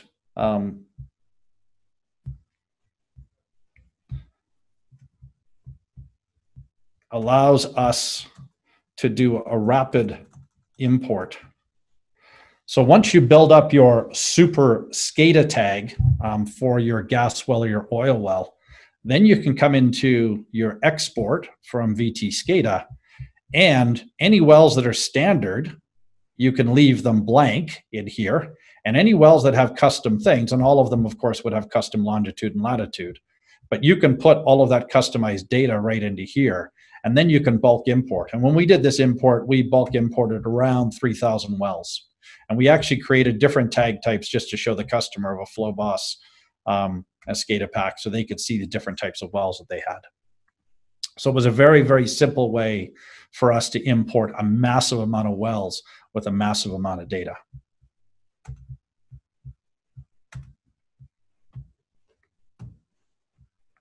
So typically, if you're doing an oil and gas project, what do you want to do? The first thing is you want to create your gas well tag type, and then you want to create your first gas well. Then you want to create your oil well tag type, and then create your first oil well. And then export the database, and you can add the well lists according to the gas or oil. Just separate your lists out, and then bulk import all the wells in. And as you need to add extra data and do things like that, you can keep exporting and importing. It doesn't matter, but this is a very, very fast way. We've deployed hundreds of wells in days. This is a very, very rapid way to get oil and gas wells deployed. As well in the application, if we go back here to an actual application here, you can build yourself some very nice, simple templates. And so if you look in here, this application has probably about 500 wells associated with it. What's really neat about it is all of the summaries and things are all dynamic. So you can see here what's come up for this list. And especially in our operate by exception discussions, we actually highlight an alarm on this list and provide run lists and things like that from here. But these lists auto-generate as you add wells. So you don't need to manually come in and add these wells to the system. Just as you create them, they automatically add to these grid lists. Once they're added, then you can come onto here and click onto the process data. And you can pick, when you create the tag, all database work, you can pick which screen is going to come up by default into here. And by doing this now, we really get down to, for hundreds or thousands of well applications, we get down to very, very few screens. In this case, we have wells, satellites, communications, and then we have our total sales meters and things like that. So for a very, very large application of RTUs and pump-off controllers, we only have about 12 screens that we actually need to train on and we actually need to navigate. So for doing bulk loads and bulk applications, I would challenge you to go into almost any other SCADA system and find this level of detail as well as the amount or the lack of work it takes to set this up.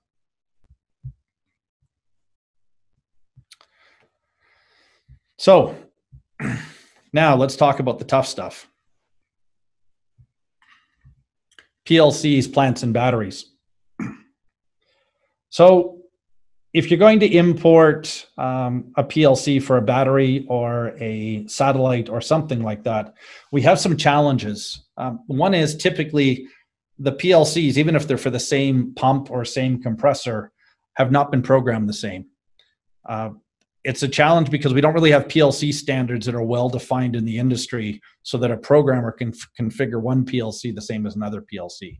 So even two people working side by side will do things differently and possibly even name all their tag names differently if they don't have a tag naming standard. So that creates a whole lot of work up in the SCADA host that you have to crosswire things. So typically we have to brute force the PLC or tag creations. And I'm just going to take you over to an application here that was, and I'm going to sign into it, that was a ControlLogix migration project. And this shows you what the battery looks like, and every one of the PNIDs are custom, so you have to manually draw every single PNID. You don't get away with the same reuse that you would get away with an oil well or a gas well. And inside here, we haven't even used tag types. We've just used context tags, and then we've actually mapped the ControlLogix tags directly into VTScada. And now with the new browsing feature, we can actually go into the properties of the driver and actually bulk import those tags directly in right from the PLC. So very different situation where we're not using tag types. We're looking ahead and possibly looking at mapping all the PAX blocks or some of the common tag types to make it much easier. But still, what you have to do is basically import all of these tags as a bulk load, and then you need to go and draw all the graphics up and then individually link the graphics. So at this point in time, that's the way to do it. I'm having a meeting this afternoon with a fellow where with a group called Automation Tools, where we actually are hoping that we can auto-generate these graphics. So we'll see in a couple months if we can make it so that we can auto-generate the graphics from the PNIDs, which would really be game-changing for us.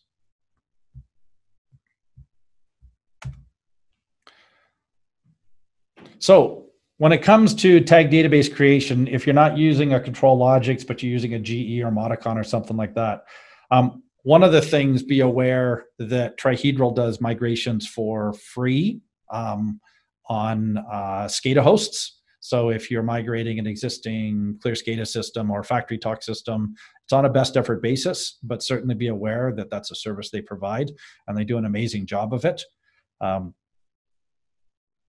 So that's kind of, in a summary, if you're doing oil wells, gas wells, use the templates, try to build one template for everything if you can. I mean, it's kind of a balancing act, but the fewer templates you have, the fewer maintenance issues you have. And then facilities are brute force, and you have to custom draw all the graphics at this point in time. Okay, so on to one of my favorite subjects, which is distributed architectures. So if you look here, this, I'm just going to zip down and make that big so you guys can actually see it. So when I talk distributed architectures, the concept is to push the SCADA system as far out in the field as possible. And we'll go through some of the reasons for this afterwards. But when you look at it, it allows you to have a common software platform everywhere. And because of the way VTScada licensing works, you don't want to have to put a 500,000 tag or 2.5 million tag license out in a field. That's not cost effective. So they've come up with a thing called tag area filtering that allows you to restrict the tag size and focus only on the 1,000 tags that you're using for that asset, or the 5,000 tags or 10,000 tags or whatever number it is. So it filters by actual alarm area as you develop it. So it makes a really, really powerful solution, because now you have multiple levels of redundancies. And especially when you start from a 1,000 tag system and you have a backup of the next level and then a backup of a tertiary level, it allows you to take communication breaks that would still keep you logging the data out next to the asset, as opposed to a lot of systems right now, if you have communication breaks or things like that, you don't necessarily get the data synchronized back and you possibly lose data. So if you look at the way things currently happen in a legacy system, we have a panel view or a ProTalk system sitting out next to the asset, so compressor or pump or something like that. And then possibly a factory talk or something at the station configuration, and then some SciTech or some other SCADA system at the top end, and possibly even Pi on the very top end of all of that. So that becomes a lot of support agreements. It's a lot of software to train on. It's also a lot of engineering. When you look at, if we go and change something on one of those assets, the pump or compressor, what we see is that we have to go into the panel view. We have to configure a new alarm callout in the ProTalk potentially. We have to go into the factory talk system and configure the new devices there. And then we have to go up to the SCADA system and configure the windows again and things like that in the database. So through the life cycle of it, we are doing engineering 3 times. Whereas if we had this architecture, we would actually just develop it right on the asset. And then whatever happens there would inherit all the way up into the system. So it makes for a very, very simple troubleshooting, as well as you only have to train on one piece of software instead of trying to train on probably 4 or 5 different pieces of software. And when you look at the ProTalk with the callout, in this architecture, we can actually put cell modems out in the field here, so that if everything goes bad and this asset's completely isolated, it could still make its local call out. And it's really cost effective to put a cell modem in for a few $100s. So, distributed architecture, why? Well, we only need to train on one software package. And if you look at, to get people competent on most software packages, it's a couple hundred hours just to get them kind of going and doing stuff. So, I mean, it's not just the fact that you have to train them and spend 3 or 4 days or a week or 2 weeks in training classes. It's also the fact that you actually have to work on it and learn the language. Screen and database configuration occurs in only one place. Engineers are only required once. Alarm callouts are supported everywhere. It's just up to you how you configure the system. Version control is across all the facilities. So going back to that architecture, we have version control. We know who changed what. We can roll it back if we have to. That does not exist in this architecture. So from a reliability uptime perspective, this is a far superior network in reliability. Data has context. Again, the sooner we can get the data into a database format, the better off we are. If you look at Modbus or DNP3 or any of those protocols, units do not come with them typically. And once you get things into the VTScada database, everything has units. So now when the data moves around, we don't have to do a whole lot of data transforms. We have a tag name, we have the value, and we have units. And now we can move that as an entire structure throughout the entire system. So minimize on data transforms. One of the things we also want to do is get onto IP as soon as possible. So we want to translate from an industrial protocol, be it N2 SQL or whatever protocol, NoSQL, as fast as possible in the overall architecture.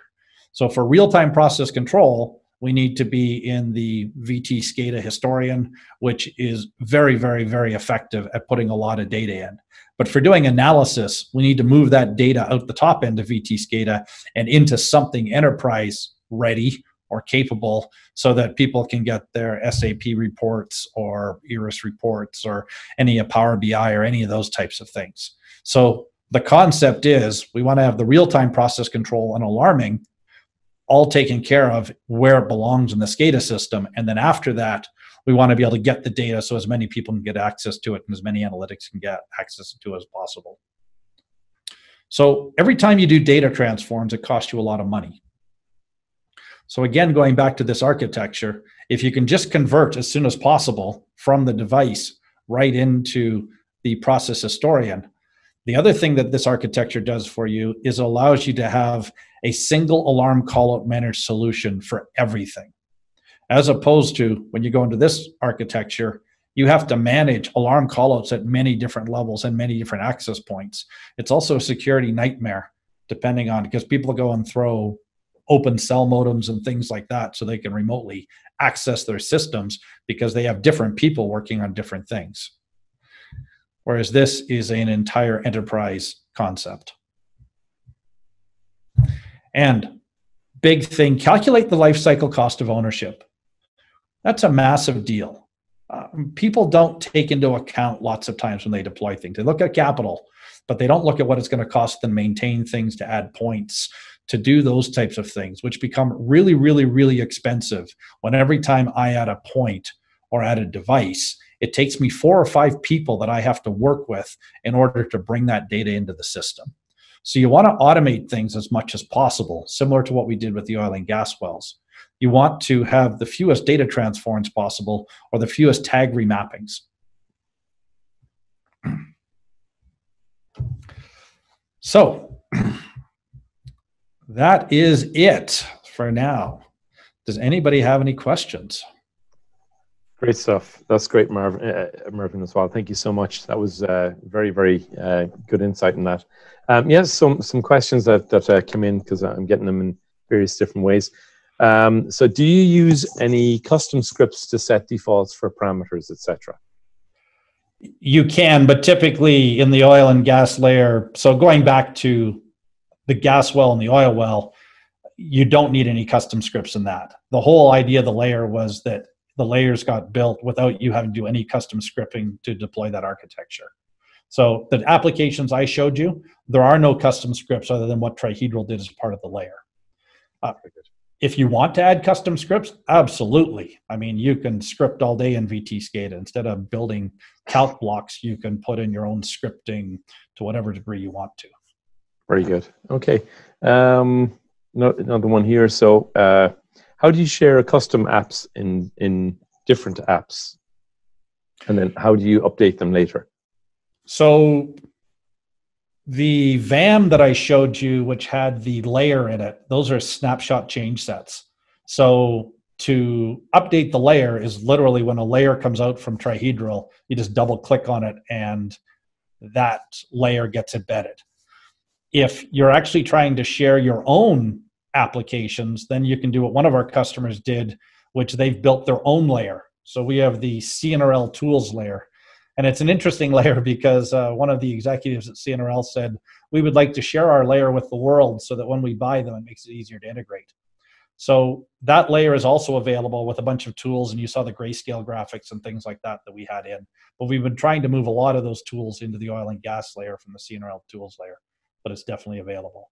So if you have your own custom scripting and things like that you're adding on top of the oil and gas layer, then you just put a third layer in place and you build your application on top of that third layer. Very good, very good.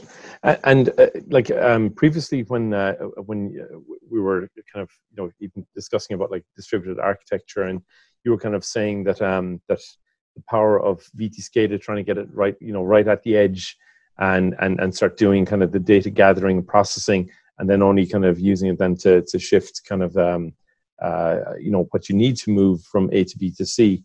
And you mentioned it again here as well. You said about the distributed architecture. To be able to manage, like, you just kind of mentioned alarms and alarm notification, which can be a nightmare. I mean, so what, could you maybe expand a little bit further on that, just in terms of, what you meant? So one of the challenges, so if you look at MQTT, and I mean, I like the protocol.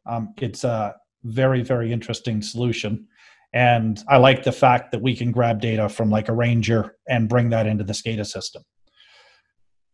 But to take that data and blast all of the data that you have in your process data up to all the applications directly probably becomes a little bit of a bandwidth nightmare when you're out in remote places. Some places may still be 3G, some places may not be cellular, and they may be private radio.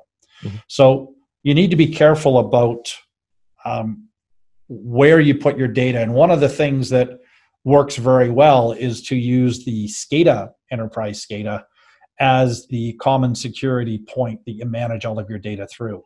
And by doing that, you get centralized alarming, which is a massive benefit. Instead of having the ProTalk modules and the call-out boxes and all the other things out in the field, you end up with the SCADA host that will do all of your call-outs for you right from there. And you can manage shift schedules. I mean, when people go on vacation, most of our customers handle things in a couple ways. They either just have a common cell phone that they pass around for who's on call, or they go in and reconfigure all their call-out stuff when somebody goes on vacation. And within VTScada, being able to manage all of the call-outs centrally, so you don't have to deal with all those other pieces and dribs and drabs. And then also, there are people potentially that you may want to contact that would have responsibility for, let's say, the radio system, as opposed to having responsibility for the operations of the well sites.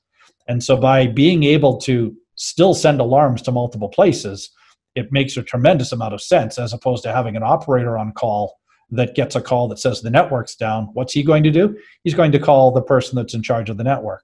So now you've got two people on overtime if the guy's just carrying a common cell phone, as opposed to being able to manage your alarm distribution to the right people at the right time. I mean, you can even disable alarms for anything outside of business hours and say, you know what, it's a redundant network.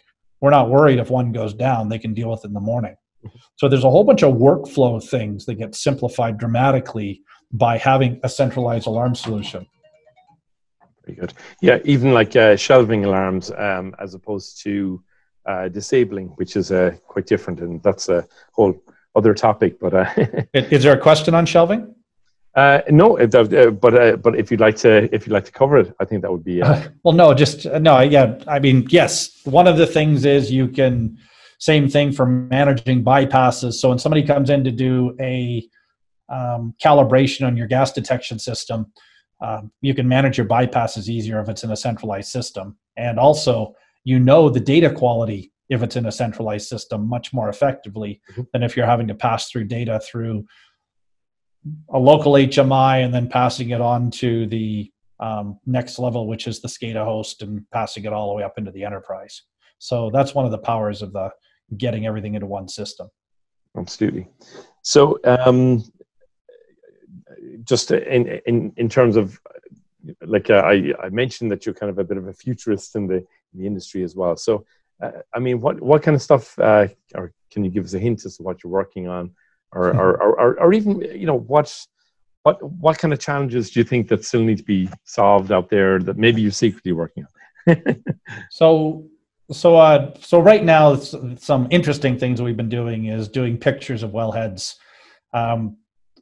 Before we did the drone video, which was video analytics on the drone, and that was to get the analytics out of the field because we're still bandwidth constrained.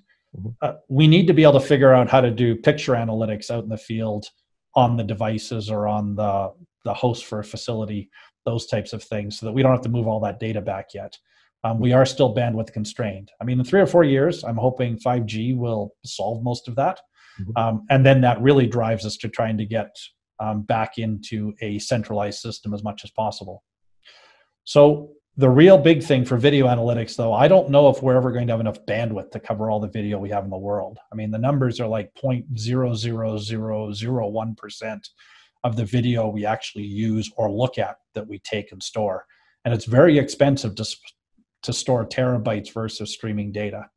So trying to figure out how we make use of the extra senses, such as voice, hearing, visualizing, more effectively, that's kind of what we're trying to figure out now.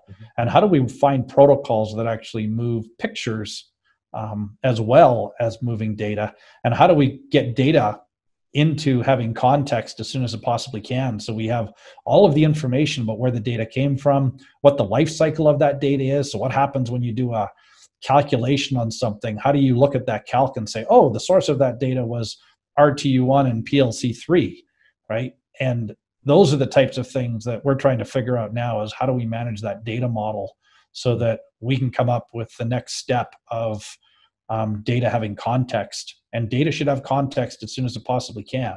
So when we come out of a transmitter at a 4 to 20 milliamps, it doesn't have units on it. We don't know if that's PSI or KPA, and it takes time to have to go in there and determine what the units are and determine what the scaling is and all those types of things. Whereas if we're pulling directly from a device, similar to what the Ranger is, we actually get that rich data, and we would actually like richer data if we can, but we're still protocol limited for a lot of those things. Absolutely. Yeah, no, that's fascinating. And I think one aspect is that as soon as you get more bandwidth, and I mean the internet is great. You know, when you look at the scale of what you do, I mean, it's the old thing that we fill that bandwidth with space, basically. We fill that space with consuming bandwidth, I should say. So you know, as soon as you reach that point that yes, we can transfer today's data in a stream, and that's not an issue. But then someone will be saying, yes, but now we need to move from 4K to 20K video, and we don't support that anymore. So I mean, it's that evolving change, isn't it? And I mean, from meeting you and from kind of hearing the different things that you're involved with, you look like you're very cognizant of that no matter what we do, kind of to try and solve the bandwidth issue, we're eventually still going to come back to, you're going to have to do some pre-processing at the edge, I think, really. Isn't it? And even more so, we're trying to figure out how to, so report by exception is a big one, but not only report by exception, but also figuring out how important data is and an easy model so that we can prioritize data much simpler and easier than what we currently have. Because it's, when you commission something that's 20,000 tags, it's really easy to make mistakes and identify a temperature transmitter as a very 1 second polling and a pressure transmitter as 1 hour polling or something like that. So being able to keep an eye on the system to make sure that we have maintained the integrity of the commission system is very, very important. Very good. Well, Mervyn, that was wonderful. That was a really, really good presentation as well.